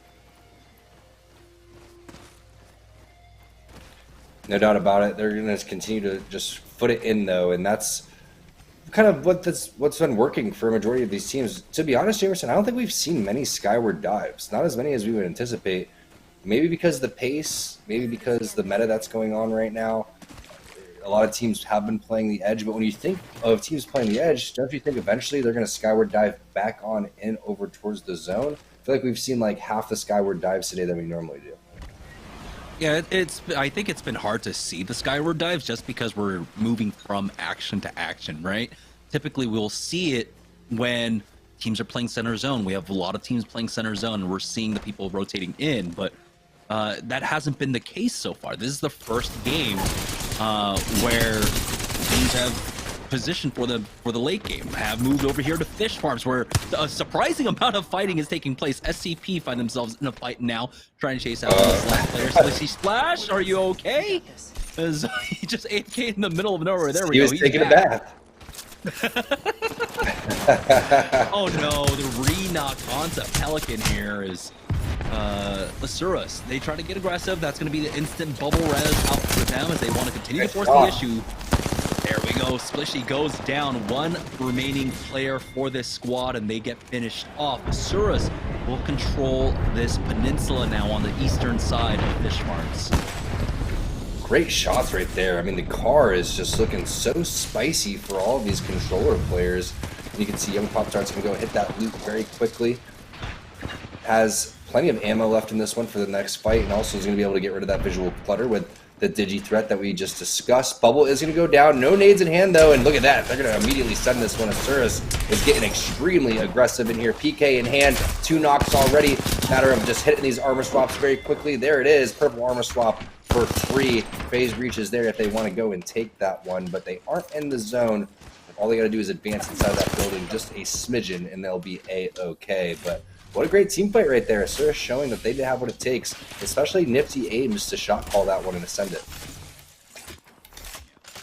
And there was really no need for them to chase it down. They're so free on this side of the map right now. Everyone is basically in the middle of Fish Farms or on the western edge of Fish Farms here. So eventually they should be able to pick up that kills. It's much better for them to stabilize here, which they will do to find more ammo. And looks like he's going to be swapping off onto the R301 with almost nothing behind it. So a little bit scary for them as they need to find that additional loot to close things out. Right now, though, Splash patrolling on the northern side of the map currently, trying to keep tabs of everyone moving their way in closer and closer now towards the zone. But they just want to find these additional kills. They just want to find these additional kills just outside of Fish Farms. We'll see if they can. But I don't think there are too many other teams that would be rotating in from the north side. They do have pings down. There might be a team there as we join on board with Redbird Varsity. Chaotic left to rat this one out. Does find a small corner of the map to play off of here on the Tomcat Rat Cam. See how long he can last. Is he going to pull a Mooney and maybe get second place for the squad? I don't think so. Not with this gray armor. R301 Hemlock completely naked. Going to exterminate him very soon. The fortunate thing for him is, hey, we're not in the Bloodhound meta, so you're going to be okay just for a little bit. I think there's only 1 or 2 Bloodhounds left in this lobby, if any, as Intel's posted up. Looking for some more slays over here, and you know what Intel's waiting for. As soon as any type of fight's going to go down, it's going to be a phase breach in, just like it was going to be a portal, and they're also sitting on top of this replicator, so if they need anything special, they're going to be able to get that one, batteries, meds, etc., etc. Getting back into this with a gold helmet onto Mooney, just as we were discussing. He ran it out, and I think game number 2 over towards the Lava Fissure side, maybe it was game 3, picked up some really great placement points for the squad, and even a couple kill points. He's going to have smokes on smokes for the squad, and it's invaluable at this point, and when they're continuing to hit the replicator there, you can see, so it provides great cover, and he'll have 2 up once again, 2 charges for that. No one really can kind of contest them. They've already cleared out their back with the fighting that they've done, the minimal amount of fighting that they've done so far in this game, I believe, only taking out Team Vizio. So this is one of the quieter games for them, but we know that they have at least secured 100 points, and it's all about just maintaining that 50 some odd point lead that they have over our second place squads. Oxygen now finding themselves in a fight on the northeast side of the map, and they have to be careful because there's a team creeping up behind them, I believe. But a defensive bombardment goes down. YFP has showed up, and this is the squad that's going for the pinch onto Oxygen. Instant thirst onto Aiden the Destroyer. The turnaround from the rest of the squad is YFP might actually go down, or Real might go down, and he does. And it's going to be the bubble res for him to get him back up as Noodles finds another kill. That's going to be Kovsky going down for Oxygen. So now these squads not doing their due diligence, not watching their back, get punished for it. That's key, is making sure that your angles are covered throughout the entire time. Nice phase breach to get inside of the building here from YFP, but as this zone starts to collapse, you can see 40 seconds for them to make their move. A lot of teams are going to have to make their move, Jamerson, so we'll find out who's going to have the advantages here as Team Intel coexisting on this building, underneath this building. Hopefully they don't get shot at from the side, as that's what's happening right now. Focus coming in underneath without a Gibraltar dome. You just have to continue to maneuver all over the place. Smoke's going in. They may just possibly try to infiltrate this building and take the fight inside so they feel safe. They've got 18 seconds. It's on the edge of the zone as well, and they have some arc stars to play off of. One going into their side of the building, forcing him back at the very least. Another one forcing him out of that cubby. Fearless taking a lot of damage. Is going to be forced to hit up that bat as he's getting ticked away right now. But he does survive. Still needs to take time to hit that medkit, and love that. He hit the bat, and he goes for that peek out just to make sure the back is clear once again. Intel, though, has been slowed down in this fight. The Digi-Threat's going to be huge, so he can go and peek through all of this smoke to see if anybody's there. Throws out the Q, does connect, slows down the Gibby, and look at the damage coming in from behind. Fearless does take a handful of damage. He's going to have to battery. See how he batteries without taking any health damage. That's the key. You always want to bait and switch while taking exactly whatever your shield damage is. Now they're going to full send it, now that they got the knocks, and that's how you do it. You push in with patience, with aggression, and confidence. That is no joke. Lazarus going down to Team Intel. You can see why Team Intel is just so dang strong. The balls on this team are just insane. They love to go and push that just to say, can we push this? Can we practice this infiltration? And the more you do it, the more you get confident and comfortable doing so. Great send by Team Intel.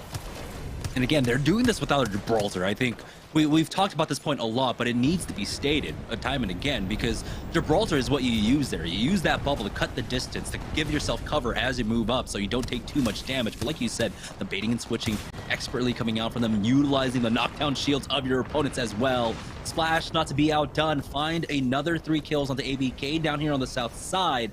And they have a large majority of the map to play off of here, a large majority of this building to play off of. The Team Intel are able to creep up. They've got Excedrin ahead of them inside of the fish farms proper, inside of the pools, as Excedrin are turning around onto them right now. And now Splash, we'll see if they can try and third party this one. You even have Team of Surus there on the southeast side, just trying to survive throughout all this Team Intel, using the confusion of the smoke to slow down Team Excedrin. But here comes out the bubble push, and again, they're just playing the bubble against the opposing squad, trading away 1 for 2. Cruzen ends up finding one more. But Team Intel, are they out of hot water quite yet? It looks like with the smoke down, they'll be able to get the res, and Splash are not able to punish it. They're going to try with this, but they have to deal with the other squad pushing up now. So it looks like Team Intel are going to survive. Will it be another top 2, top 1 finish for them as Splash are trying to end the streak of Team Intel?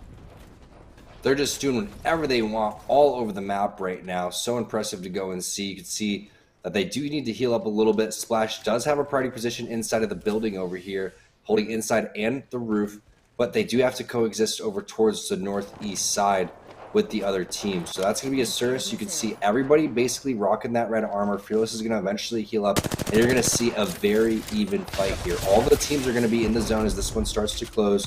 A lot of people have cover coming in from both sides. We'll see where this end circle is going to go. Is it going to end directly in the middle? Is it going to be fair, or is one team going to have an advantage and have to slow push forward? Team Intel finding themselves in that same situation where it's the late game. It's 3 teams remaining. You got 2 Gibraltars on either side, and once both of those teams realize there's not a Gibraltar on Team Intel, once they spot out that is Team Intel there, you can bet they'll be receiving those defensive bombardments. But Team Intel's not even going to allow that to happen. They just walk up to this rock for free. They get a knock onto one. Slurpee G picks up the kill onto Nifty Ames.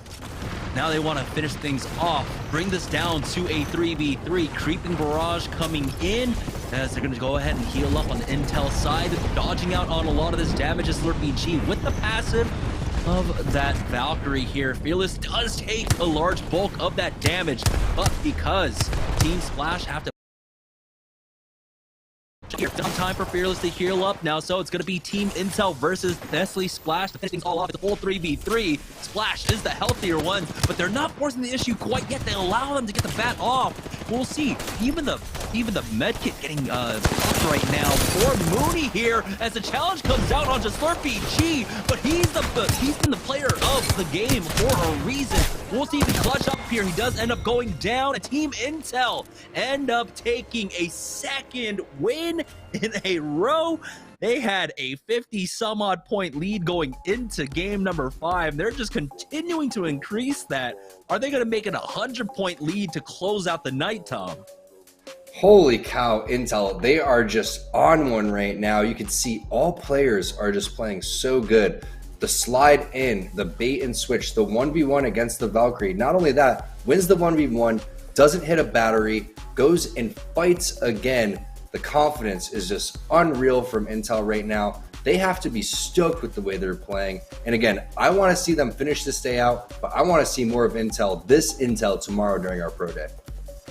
Yeah, again, that big question, can they transition this into pro night? If they play like this tomorrow, that would be absolutely astounding. But we do have one more game left to go. So let's take one last break. When we get back, we'll have the final game on Stormpoint, final game of Open Night here for Series E this week, right after this.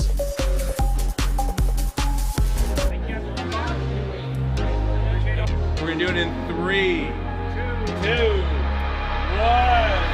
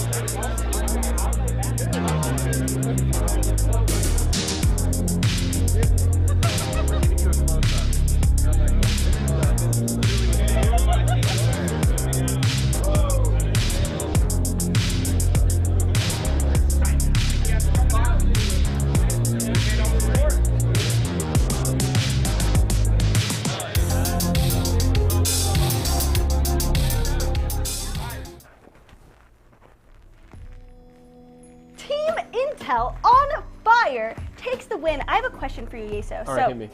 We were talking about how maybe what if Team Intel doesn't win any games? Will they win overall from here on out? If Team Intel wins all the games from here on out, will they still win overall? Yeah, I was even saying that if they don't get any points in the last 2 games. Right. So for confirmation, and I will double check, but I believe they had 96 points through 4 games. Nobody's getting the 96 points. So through 4 games, Intel had won. They just added a second win to their belt, back-to-back W's here. And I actually was able to check the stats before. 13 kills. Sorry, 13 kills that game. So that's another 25 points. And one question that was posed to me out in production is, are they going to set the Series E record for most points in a single night? I believe the record is somewhere in the 120s. I think it's 127 is the record for most points in a single Series E night. If they're at 121, I'd say that's well within reach, especially because even without placement points, it seems like the team is averaging like 10 plus kills a game. Wow. So Intel is having an incredible night. And we talked about it the first time you came up for Series Recap, and I was talking about how Intel had that 117-point night about a month ago that really jump-started this run for them. And I was just like, hey, you don't have to do that every week. Just because that's like, it's to an extent, that's an unreasonable expectation, right? No team is going to be able to put up triple-digit points that consistently. But it's just like, can you be a team that puts up 60 points a night on average? That's a kind of team that can finish near the top of the standings. And Intel said, yeah, okay, that's cute. We're gonna stick with the triple digits. It seems like this is the second time they've done it. But they have been so good. And while they haven't had like the streak of open night victories that we saw from Team Vizio, Intel has been, I would argue, as good the last 4 weeks as Vizio was the first 4 weeks of the season, which is crazy to say, because I was just like, there's no way. Like it was so out of the blue, and like we thought Vizio was good, but it was crazy to see that kind of performance. And Intel doing the same thing is really incredible. And we get, of course, to look at Mooney here for player of the game: 5 kills, 4 assists, 2,000 damage. Everything is looking all right with Team Intel right now. Everything's looking great. All the players are doing great. Mooney gets the player of the game, but all the players are just absolutely dominating pretty much through all the games today, and I think they're going to continue to for the last one of the night. Yeah, I'd say it's a safe bet. Do they win the last game? Who knows? Anything can go any different way, but I would say I would have a hard time betting against them to hit that 130-point threshold, so they're looking really good. We'll see what happens in Game 6, so we are going to kick it to a commercial break and be right back for the last game of the night.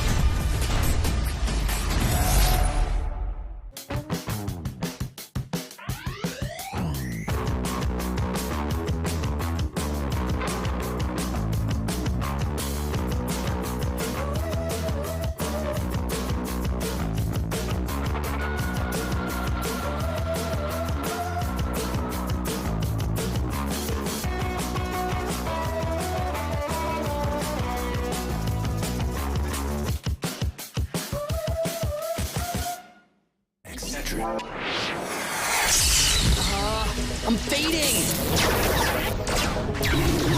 One bad headache can crash your entire game. Excedrin relieves headaches fast.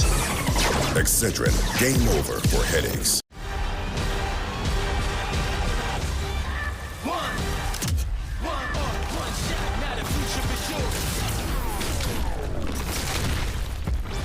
Verses coming daily under pressure.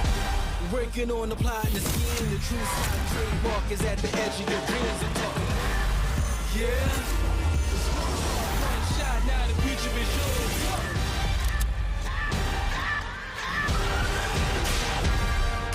turning dreams into reality. In the lab with the formula and chemistry.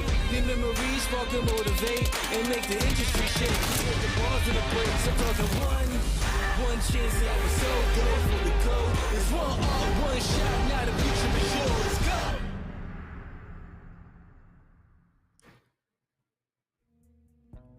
Second place, first place. It's been an amazing performance for Team Intel, and the leaderboard will tell the entire story. So let's check in with the mobile one leaderboard for Team Intel at this point to see how close are they to breaking the all-time high. That's 122 points for Team Intel, Tom. Lazarus, Excedrin, Rolas, Team Nerf, they're all behind by 78 points at least. Just combine all of their points together and you will have what Intel has. Intel's almost got as many points as the entire lobby combined. That's how good they're going right now.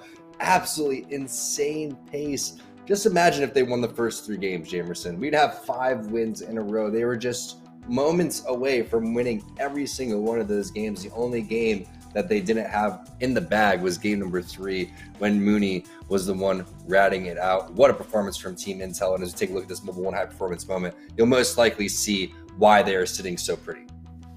And like we said in game number 1, right? Like that 6-point swing that if they had taken the win there would have actually been like a 12-point, 15-point difference or something for Team Intel. So imagine if they this lead is absolutely absurd.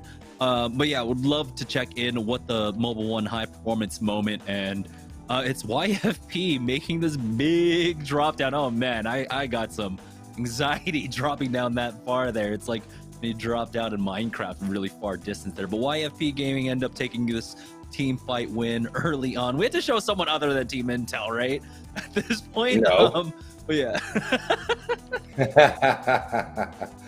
Yeah, that was pretty cool. I think that was pretty cool. But yeah, you can see how fast they're dropping down right there. It's like almost fast enough to give them fall damage, even though there isn't any fall damage inside of Apex. But I really like the way that all the other teams have switched up the meta, like you mentioned, and they were scared of Intel, and they started sitting in the back of fish farms, and Intel still didn't care. They still found a way to get kills, pick up the win, and just add on to this impressive total.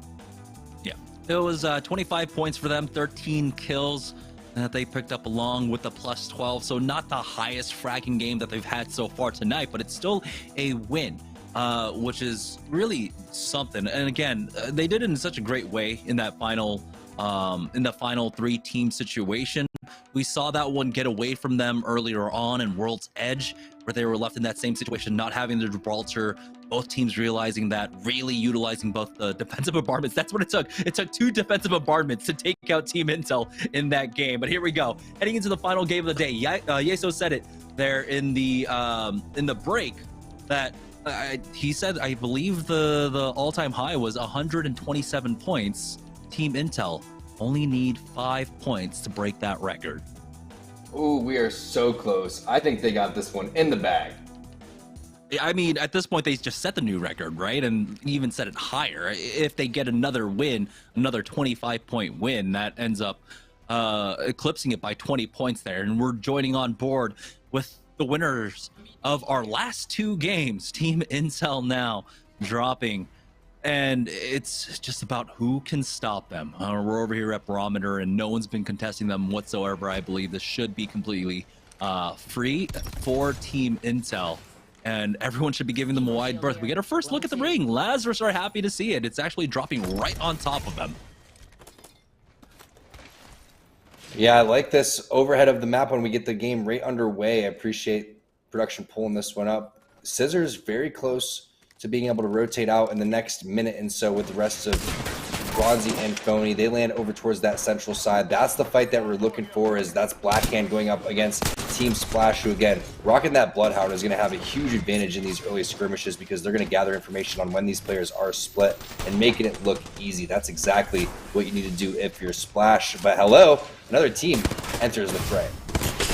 Oh boy, do they have enough to fight back? It's going to be Team Nerf showing up. So it was a 3-team affair. And at this point, Splash now are about to lose out on this one. There's only one remaining, and Nerf will be able to finish him off. Jimmy did go down, and Turn says, I don't care if there's a bubble here. I'm just going to go for the res anyhow. I mean, you know, you do want your Gibraltar to go over the res. You should just practice that at the very least, but we're getting some friendly BM coming out from Nerf. Excedrin, though, showing up. Why is every team here? They just want to get it done with at this point. They don't want to give over these kills to Team Intel. Yeah, everybody meet in one spot, duke it out. Maybe they just go for the full-on fist fight to see if they can find out who the better boxer is. But look at the shots coming in. Cruiser trying to land the Mastiff. It doesn't connect. Dimmy with that wingman. You brought it up. That winger dinger always connecting for your boy Dimmy. He's putting in some serious damage, and really so far the only one that's put a stop to Intel personally. Yeah, right now Team Excedrin losing out on Cruz, and this is a tough spot to be in. They do get the knock at the Dimmy at the very least, so this brings it down to a 2v2. Dimmy goes down in cover. There might be an opportunity for them to try and go for the res, but never mind. Force ends up falling there, and there it is. Turns going down. Excedrin will be able to survive throughout all of this, but hey, we gotta turn your backs and get your res up. There we go. We'll see if there's another third party coming in. But I highly doubt it at this point. I don't know who else could be in the vicinity of the mill to try and come in for the third party. We've had, what, 5 teams? I think all the fighting just took place down here, right? For the most part, yeah. A majority of it, if not all of it, is you'd see the wingman ammo not looking too hot. Hey, it's the one bin that someone didn't open up has the purple armor. It be like that sometimes. That's also one of the beauties of Loba that we really don't highlight that much, is that passive that you can see through everything to try to get the loot a little bit faster. They don't have a Loba on this team, but that's why I'm kind of bringing it up, is we get a chance to see what's in this crate. I always wonder, is it worth it? Is it going to be an armor? Is it going to be something worth going back for? That time doesn't seem like he was too stoked about it. Maybe a couple attachments here and there, but don't worry, there's another flyer right there. Get it. Yeah, congratulations, 969 Extreme, for showing up on the Esports Arena Series E stream.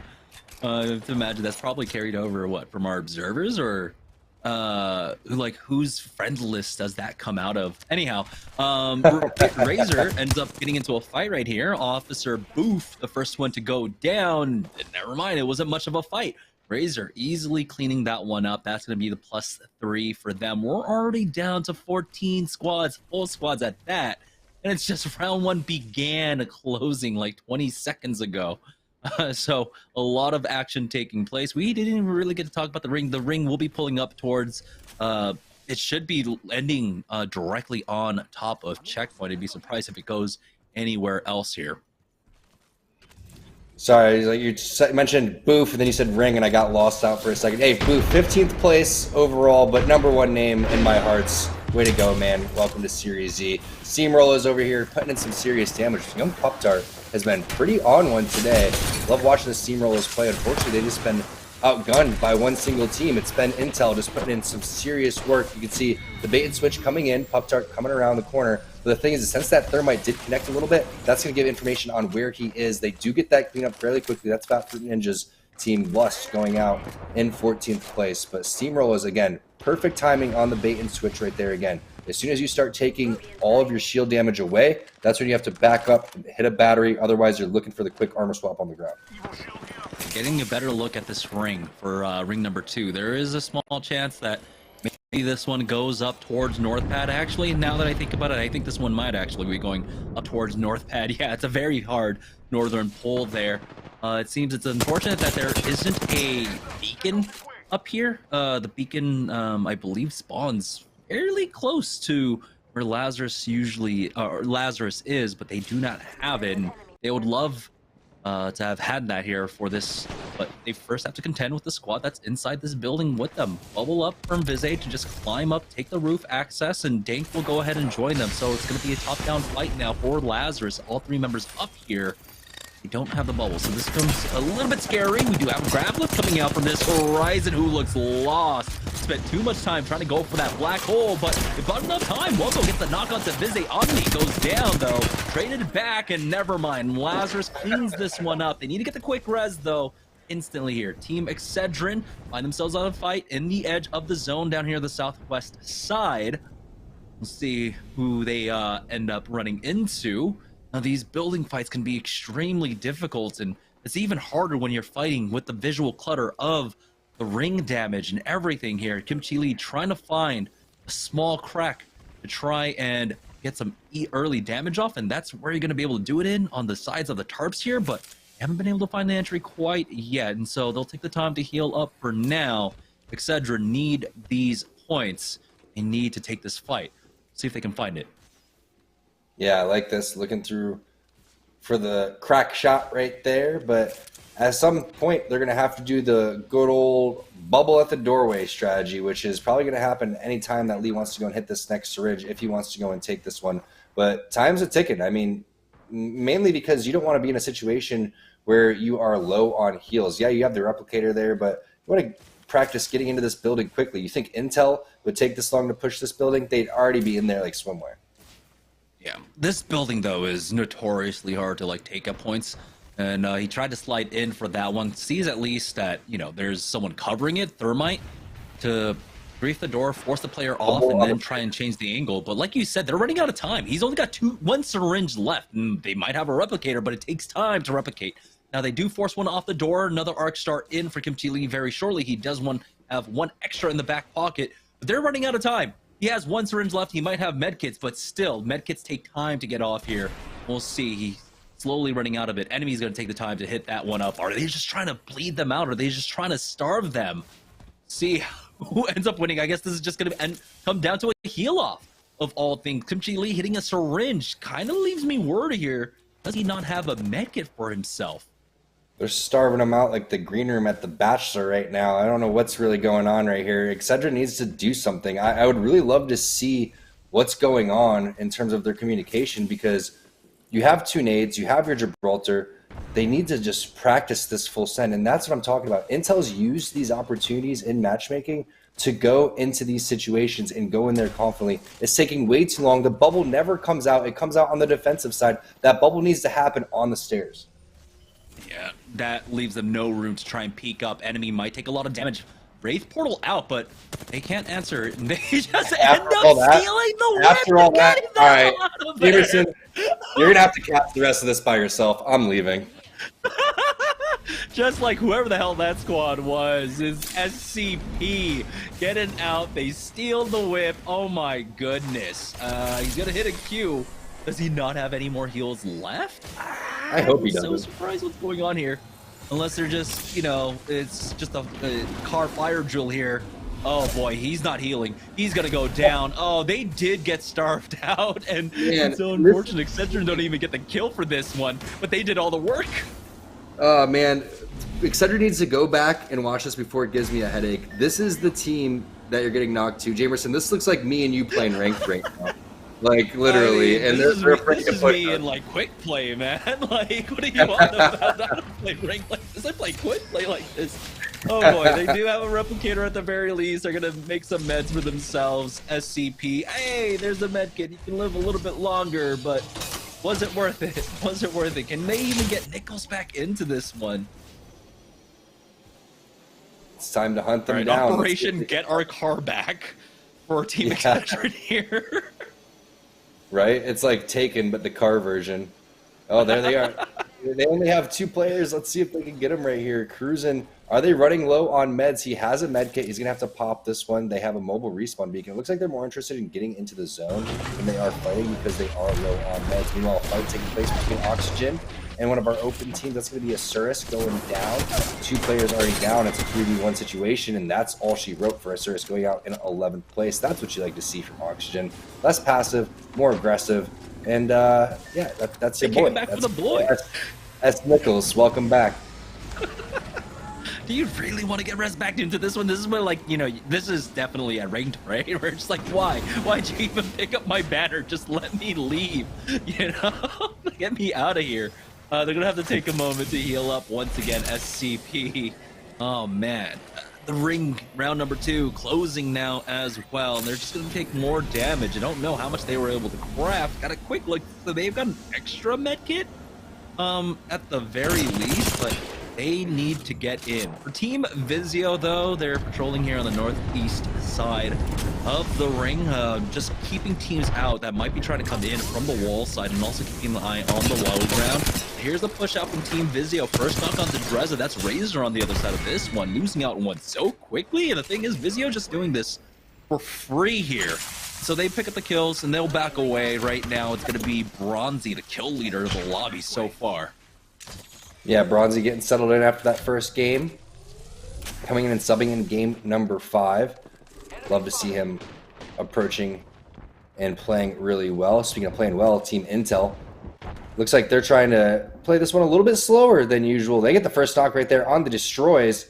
See if they're going to continue to follow this one up as they should. There goes the Q coming in. It's also connect, like the aggressive play to get that thirst. Stop the information coming in from the enemy team and pick up the potential armor swap if they need it. Instead of the armor swap, it's going to be a battery coming downhill for Fearless. But they're just going to check their back, and that's something we've seen Fearless that you've called out do numerous times here as a res is happening over towards the backhand side. Is that our team that was in the vehicle? I believe it should be SCP. They were coming from the southern side of the map and maybe wrap their way up to the western edge. Fearless pushing up now. This is why that pivot, that check for the back is so strong for Fearless. The Gibraltar defensive bombardment comes down. That's going to be Fearless using phase breach just to get out of there, but Mooney still has plenty of space to work with. Snickles going down. That's the re-knock basically. Welcome back, guys, to the game. Now just let my banner time out, please. Just let my banner time out. Team Intel closing in on the Series E record for most points in a night. And they are not done yet. They've secured 9th place at the very least, along with 2-3 kills there. On board with Lazarus, finding themselves in the center zone here on North Pad. They've got 10 more shots left in that Kraber for Dank. We'll see. This could be enough maybe to stop Team Intel now. Changing up the angle for himself to try and get a wider peek on the right-hand side. And why are they peeking him? You know there's a Kraber on the other side. Mind games, Jamerson. It's all mind games. You won't pull that trigger. Speaking of pulling trigger, it's Fearless with the shots, man. The flatline wingman. We saw this combo at the tail end of the previous game. That's going to be Slurpee coming through. Look at the nice shots there as Destroys gets the knock onto Fearless. He also was knocked earlier, so you know that they do have a little bit of advantage. There goes the res. Not a cold bag res, but is happening safely in the smoke as Slurpee G is going to lay down the cover. Mooney, fortunately, wasn't knocked, so that means that they are going to be able to get that one with the smoke coming through.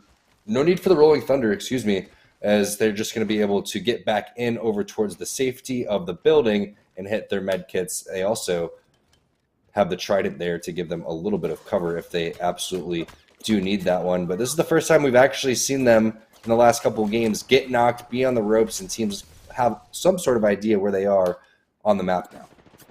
What a ballsy call, but that just comes out from Slurpee's presence, right? He's able to take that height and realize that the team backed away. So Mooney, even though he's at 20 HP, he could have hit the bat first. He prioritizes getting the res, getting Fearless back up, and so they're going to not be staggered once they stabilize at this point. So they're back up as a full 3 once again, at least 5 kills to their name now. So they have tied, and they have taken the lead over basically our record so far. Vizio finding themselves in a fight. It looks like they might have creeped out from their position on North Pad. They were kind of in that bunker on the northern side, but now they have creeped in a little bit closer to the center zone. Round 3 closing. We have 7 squads remaining, 19 players left. Another squad just got finished off, getting tagged up from the side here. Is Bronzy forced back once again. That's probably Team Intel trying to apply some pressure onto them here. Vizio, because they've been in center zone, they're still sitting on purples when we're down to 7 squads here. So they could find themselves at a detriment. We'll see if they can work their way up towards the red Evos. Fairly close for Bronzy, at least 370 damage. But now they realize the situation they're in. They're trying to move away from that intel side, find some free fights here on the edges. And they do have a full 3-man here on the southeast side. Yeah, Bronzy's taking the angle on top of the rock over here. You're going to see a missile swarm coming in over towards the side. So now they know this team's pinched. And because they see the pinches coming on, they may play a little bit more hyper-aggressive on this team to try to flush them towards the other team and pick up a couple of the kill points along the way. But you were mentioning the Evo shields needing to be charged up. Now they do hit red on the side of Vizio. Bronzy the only one obviously needing to go and get that one up, but it's not that surprising or shocking that they're continuing to pressure on over towards that side. Bronzy just needs to keep his head on a swivel, and that angle obviously isn't working out for him. He needs to back off, instead going to go and hide here, take a battery, but I would like to see him utilize some of the other rocks down from behind him, and also the R301 is not going to really hit like you want to from those type of angles. So yes, this is safer. Come back here, play around, understand that you have plenty of time to go and work with, and fortunately for us, again, we have the player outline, so he doesn't know what's clear and what's not. So realistically, he does have to clear on that other side. Intel in the kill feed drops oxygen like it was absolutely nothing. Mooney, the only one that is going to be taking health damage throughout all of that, though. 6 squads remaining. This game's been extremely fast. My big question is, like, where did that damage come from? And I feel like it was just a defensive bombardment. Remember, that's the kind of like the biggest weakness for this squad, is that they don't have like the best tools to deal with the defensive bombardment. Slurpee has his passive, Fearless has, of course, his phase breach to get out of there as well. And so I feel like the large bulk of the damage that Mooney ended up taking was because of that. He's the one that doesn't have that same kind of mobility. He needs shots at him first for his double time passive to become activated. There's another player behind him. It looks like it might be a full send as Team Intel realized, yeah, the lobby's cleared out. There's a lot of teams on the eastern side instead fighting here. So this is going to be largely isolated for them. For BG, though, still taking this fight a little bit slower. It's going to be Mooney to get the first knock. Fearless trying to challenge again for another one. And you can see it right there. The defensive bombardments. That's what's doing the most damage to this squad in these fights. Again, that's the only weakness that they have, but they've been able to maneuver throughout a majority of that, and now we see what Vizio is doing. They don't have a Gibraltar as well. Like we said, they're going to be mixing things up, but unfortunate for Bronzy, he doesn't even get out of that situation. Welcome to the game there, Bronzy. Mooney gets the knock, but he's going to get knocked of his own from Phony. There goes Intel. They go out, actually, in 4th place. A little bit of a double team coming in, a little bit of a pincer move. Now Scissor is going to try to hit the res onto Phony. Banner needs to be recovered. They do have a res directly behind them. You can see on the south side of that zone. Is that potentially where they go when we see the player outlines are a little bit away from that? The good thing is they do have Phony there that could get away with the movement. They also have Scissors here, who you can see is thuming around as well. Nice job not going out into the open. I know you new players want to just res out into the open and stand there. No, use the cover just like that and make sure that you are hiding the entire time, avoiding the grenade damage as well. Not as much as he would like to, but they're going to get Bronzy back in this one and hopefully back into his bag. Yeah, right now it's a 3-3-2-1, but it's going to be a 3-3-1. Bursty still trying to rat this one out. It's top 4 at the very least for Team Razor here, and it's just, yeah, I think everyone can breathe a sigh of relief, putting a stop to Team Intel at the very least, and not having to deal with them in the late game. Triple mobile respawn beacons down for Lazarus. And so they'll be able to hit the quick res if someone ends up going down throughout all of this. But I like that.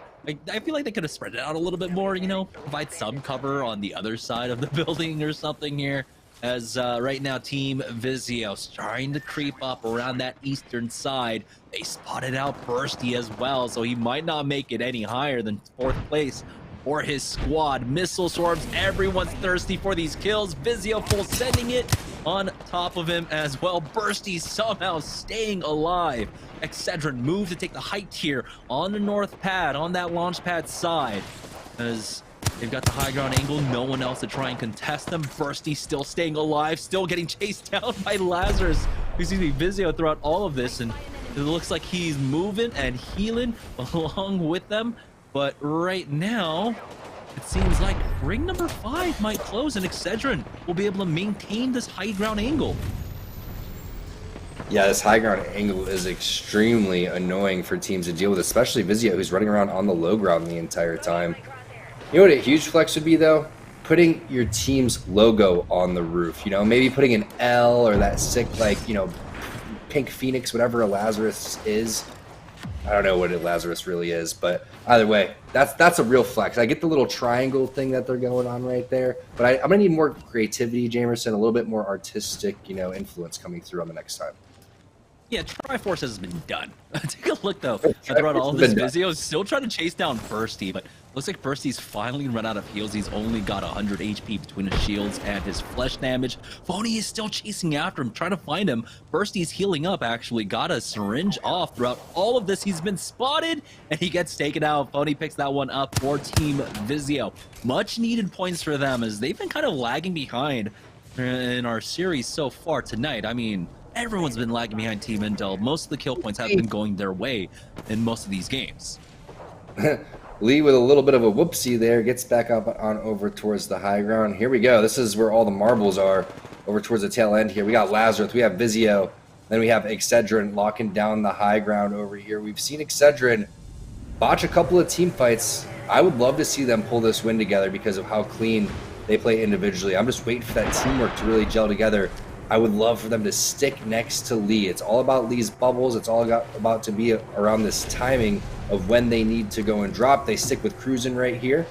And Lee is late to the party. I'm not quite sure. This is what I'm talking about, Jamerson. They don't stick with Lee. There goes Lee right there. But it's like, why is he sitting back there and scouting? It shouldn't be him. He needs to be the person that's pushing with his team. Either way, they're still safe. Yeah, and it's just the team stacked on top of each other trying to play off of this multi-level building right now. Lazarus safe inside. Using that Black Market Boutique, they've been able to get some extra throwables for this last fight. See if they can maybe force out a Gibraltar bubble early, go for that defensive bombardment right afterwards, peek out from Bird. Doesn't get anything there. They've known that there's been a team underneath them. That's going to be Team Vizio. Excedrin will to drop down eventually, double jump up to try and peek, and don't get any damage. They actually just take damage throughout all of that. The Black Market Boutique might have even eaten some of those shots. That's going to allow Excedrin another level to jump down on ultimately here, and actually a lot of work with. If they want to, they can actually sneak inside that building, maybe to try and dodge a lot of this damage. Instead, they're just going to tank it and heal up instead, surviving with that bubble. Lee jumping across, actually bubbling across, leaving himself a little bit vulnerable. Vizzy is there to try and challenge him. Lazarus out, the three-team affair. Lee's the first one to fall on the Excedrin side, and they're receiving the entire focus from both of our squads right now, as Vizio's trying to climb up, but Lazarus were able to get there in time. Enemy ultimately falls. Excedrin out. Now Lazarus trying to hold the angles here. They lose out on Bird. Vizzy the next one to fall, but Lazarus do end up taking the win here. Vizio falling in second place, and Team Intel having their worst performance of the night, surprisingly enough here, but they still ended up with, I think, 5th place, 5-6 kills, and so they increase, I believe, our overall Series E record in a night by like 5 or 6 points. Amazing performance coming out for them, but congratulations on Lazarus for taking the final win of the day. Is that going to be enough to put them into second place? Well, we're going to have to find out after the break, Tom. So don't go anywhere, guys. Our admins are going to go ahead and tally up all the scores. When we get back, we'll be able to announce the second place winner of tonight's Series E.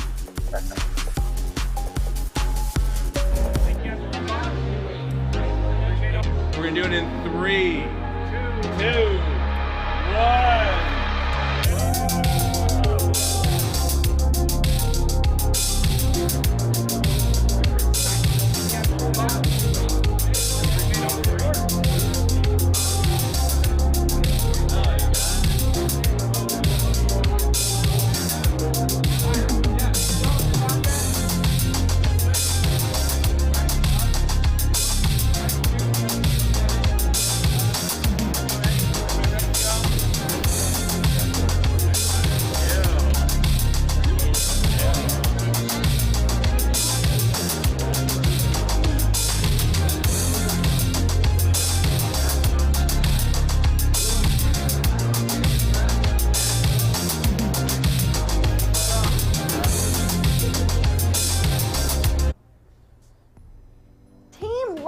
Wins in an all-out firefight for Game 6. What did you think about that game? Yeah, GS Bird looked really good at the end. Big plays there to secure the win for Lazarus, and they're looking really good. Of course, Lazarus has been trying fairly unsuccessfully to chase down Team Intel all throughout the night, and even with Intel going out, I think, in 5th place, still put a good amount of kills on the board. And as Jamerson jokingly hit on the truth, we are waiting to find out who will be in second place, because we know Intel has won it all. But at the very least, Lazarus looked good there to finish things off, and well played from them, but Intel was just, they were too much tonight. Even in that last game, they go out in 5th place. I think they still had 13 kills. Wow. Which is crazy. That's a lot. So they're kind of like right up against that 140 point threshold, I believe. So an insane night from them. Hats off to them. But of course, Lazarus sticking in there. They got into quite a few late games tonight, honestly, and they were finally able to finish one off with the win there in Game 6. So that's certainly going to feel good. They still got some things to work on. But this is a roster that I think looked pretty good, honestly, at the end of the Pro League season. They snuck into playoffs, and they showed some good things in playoffs. And of course, the roster a little bit different now. C. Davis gone, GS Bird in. This is, I would peg as kind of like a dark horse team in the ALGS this season. Still got some kind of mistakes and things to iron out, but I would definitely keep an eye on this Lazarus team. They're fun to watch. I think so too. They're kind of on the cusp of greatness there. They're almost really, having a big breakout in some of these games and have been playing really well. Let's check out the player of the game. I believe we have a player of the game for Final game one 6. for the day. Is Mooney again, right? Is this second for Mooney? I want to get, can we get a full screen on that? Because there's a couple stats here I want everybody to see at the bottom. 86 total kills for Intel tonight.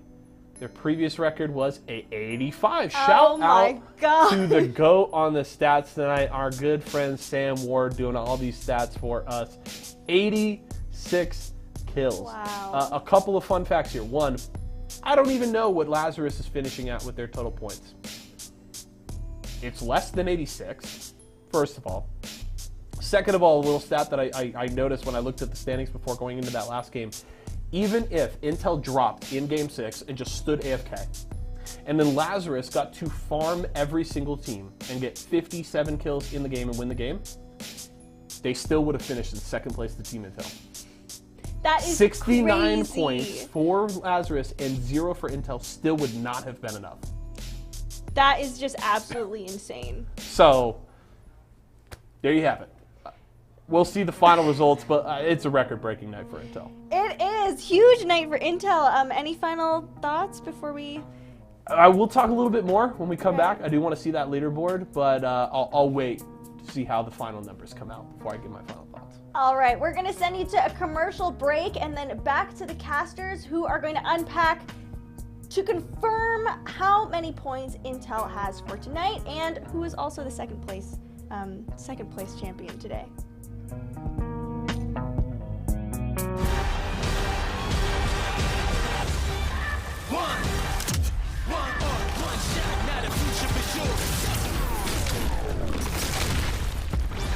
Verses coming daily under pressure. Working on the plot and the scheme. The true side trademark is at the edge of your dreams. I'm talking. Yeah. One shot, now the future is yours.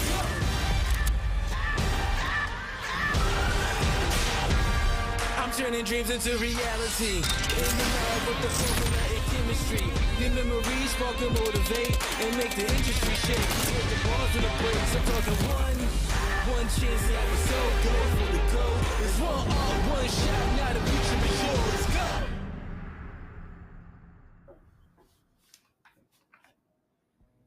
All right, welcome back, guys, to Series E, game number 6. We saw Lazarus taking the win there ultimately.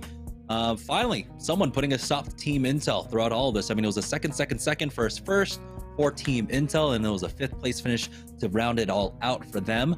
But the big question is who ended up in second place. Now, we had a very tight middle of the pack, which was the middle of the pack was basically the rest of the lobby.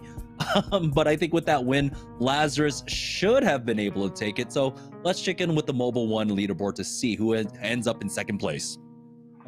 Really nice job by Lazarus. Sneaking in there. First place in the Pro Scrims yesterday, coming through in Series E, second place today. But that just goes to show how well Intel really is playing, doubling the second place scoreline. I don't think we've ever seen that many points. I don't think we've ever seen anybody double the second place scoreline before. But also, we have to give credit to a couple of these other teams that are showing up, like Excedrin started to put things together. Vizio is hanging around there. I mean, 50 points isn't that bad. When you see a normal scoreboard, you'd be like, oh, pretty good, right? Well, no, 139, absolutely ridiculous.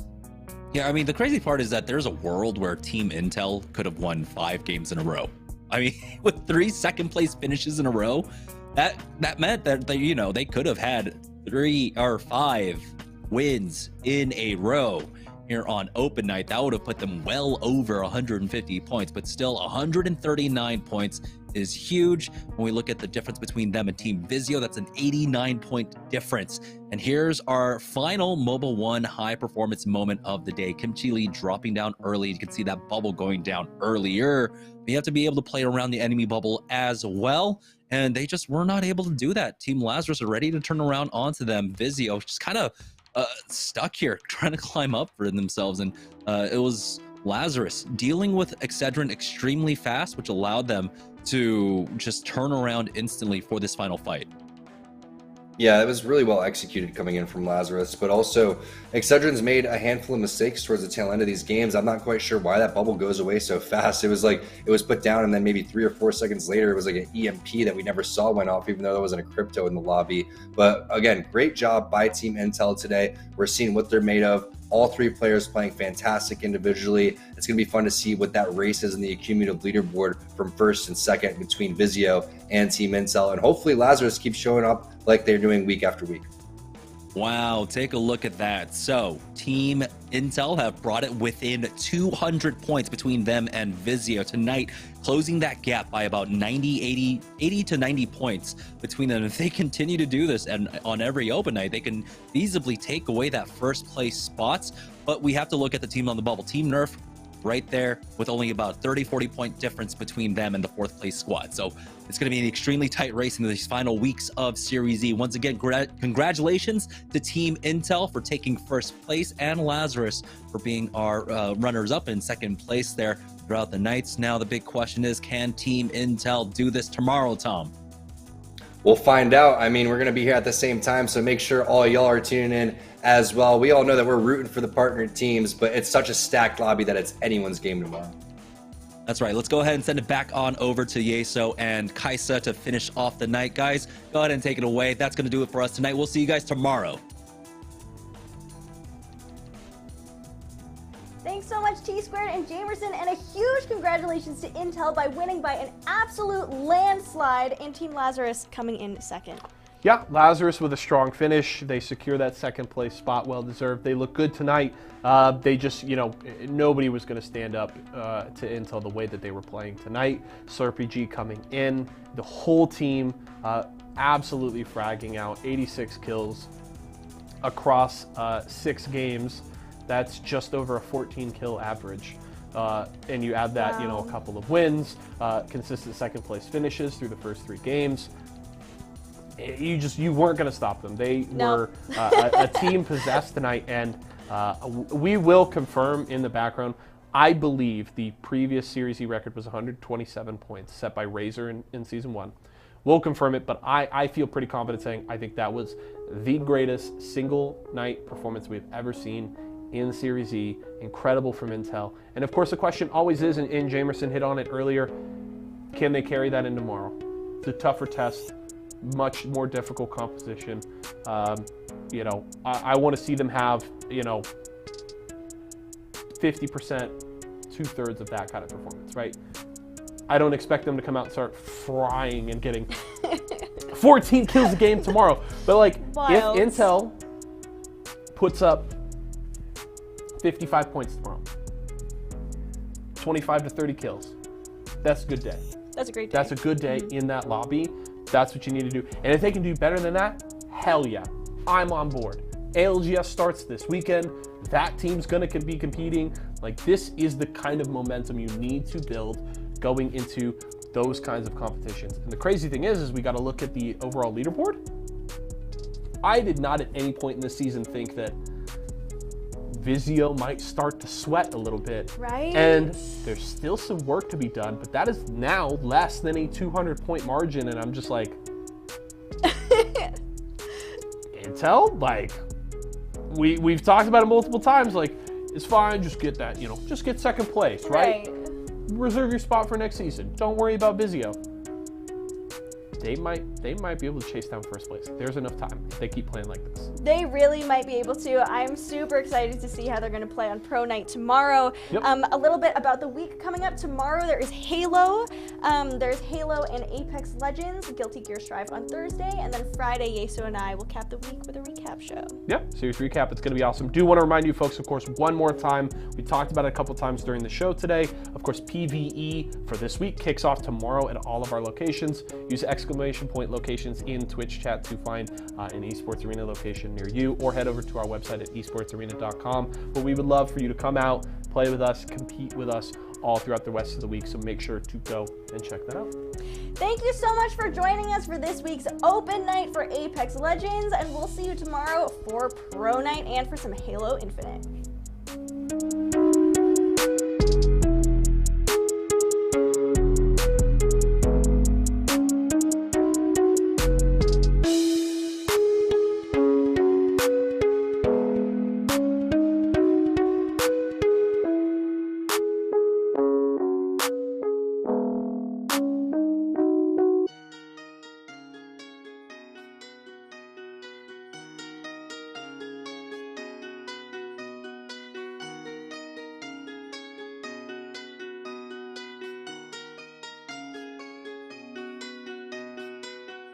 Ooh, like the 301 hum, bats of bullets off your chest to the armor falling off. Oh god, all those gas making you cough. Feeling caustic when I drop, leave your body in a pile, let it rot. Shield cells got a lot, watch you move, you a bot. Watch you fade like a thought, Skull Town where I bang. Watch your life, watch your drain, never getting off the train, never drop another game, yeah. 301 in my hands, different drop, same plan. To my squad, I'm the man, I'm a witness, no I can't. Sending shots, no spam, accurate, watch them slam, watch them run while they can, make them slump. Give me the loot, take what I want, all of my rounds, a light like the sun, yeah I am the one, lighting you up. R301, you're all that I need, you're all that I want. We at the top, act like we scum, taking your life and leaving the crumbs. Do what we want, we get the dub, living that life, yeah R301. I got the size, H-Cog, barrel stabilized, no rock. Standing mad, more shots, standard stock, ready pop. I got the sides, H-Cog, barrel stabilized, no rock. Standing mad, more shots, standard stock, ready pop. Ooh, let the 301 hum, bats of bullets off your chest to the armor falling off. Oh god, all those gas making you cough. Feeling caustic when I drop, leave your body in a pile, let it rot. Shield cells got a lot, watch you move, you a bot. Watch you fade like a thought, Skull Town where I bang. Watch your life, watch your drain, never getting off the train, never drop another game, yeah. Ooh, let the 301 hum, bats of bullets off your chest to the armor falling off. Oh god, all those gas making you cough. Feeling caustic when I drop, leave your body in a pile, let it rot. Shield cells got a lot, watch you move, you a bot. Watch you fade like a thought, Skull Town where I bang. Watch your life, watch your drain, never getting off the train, never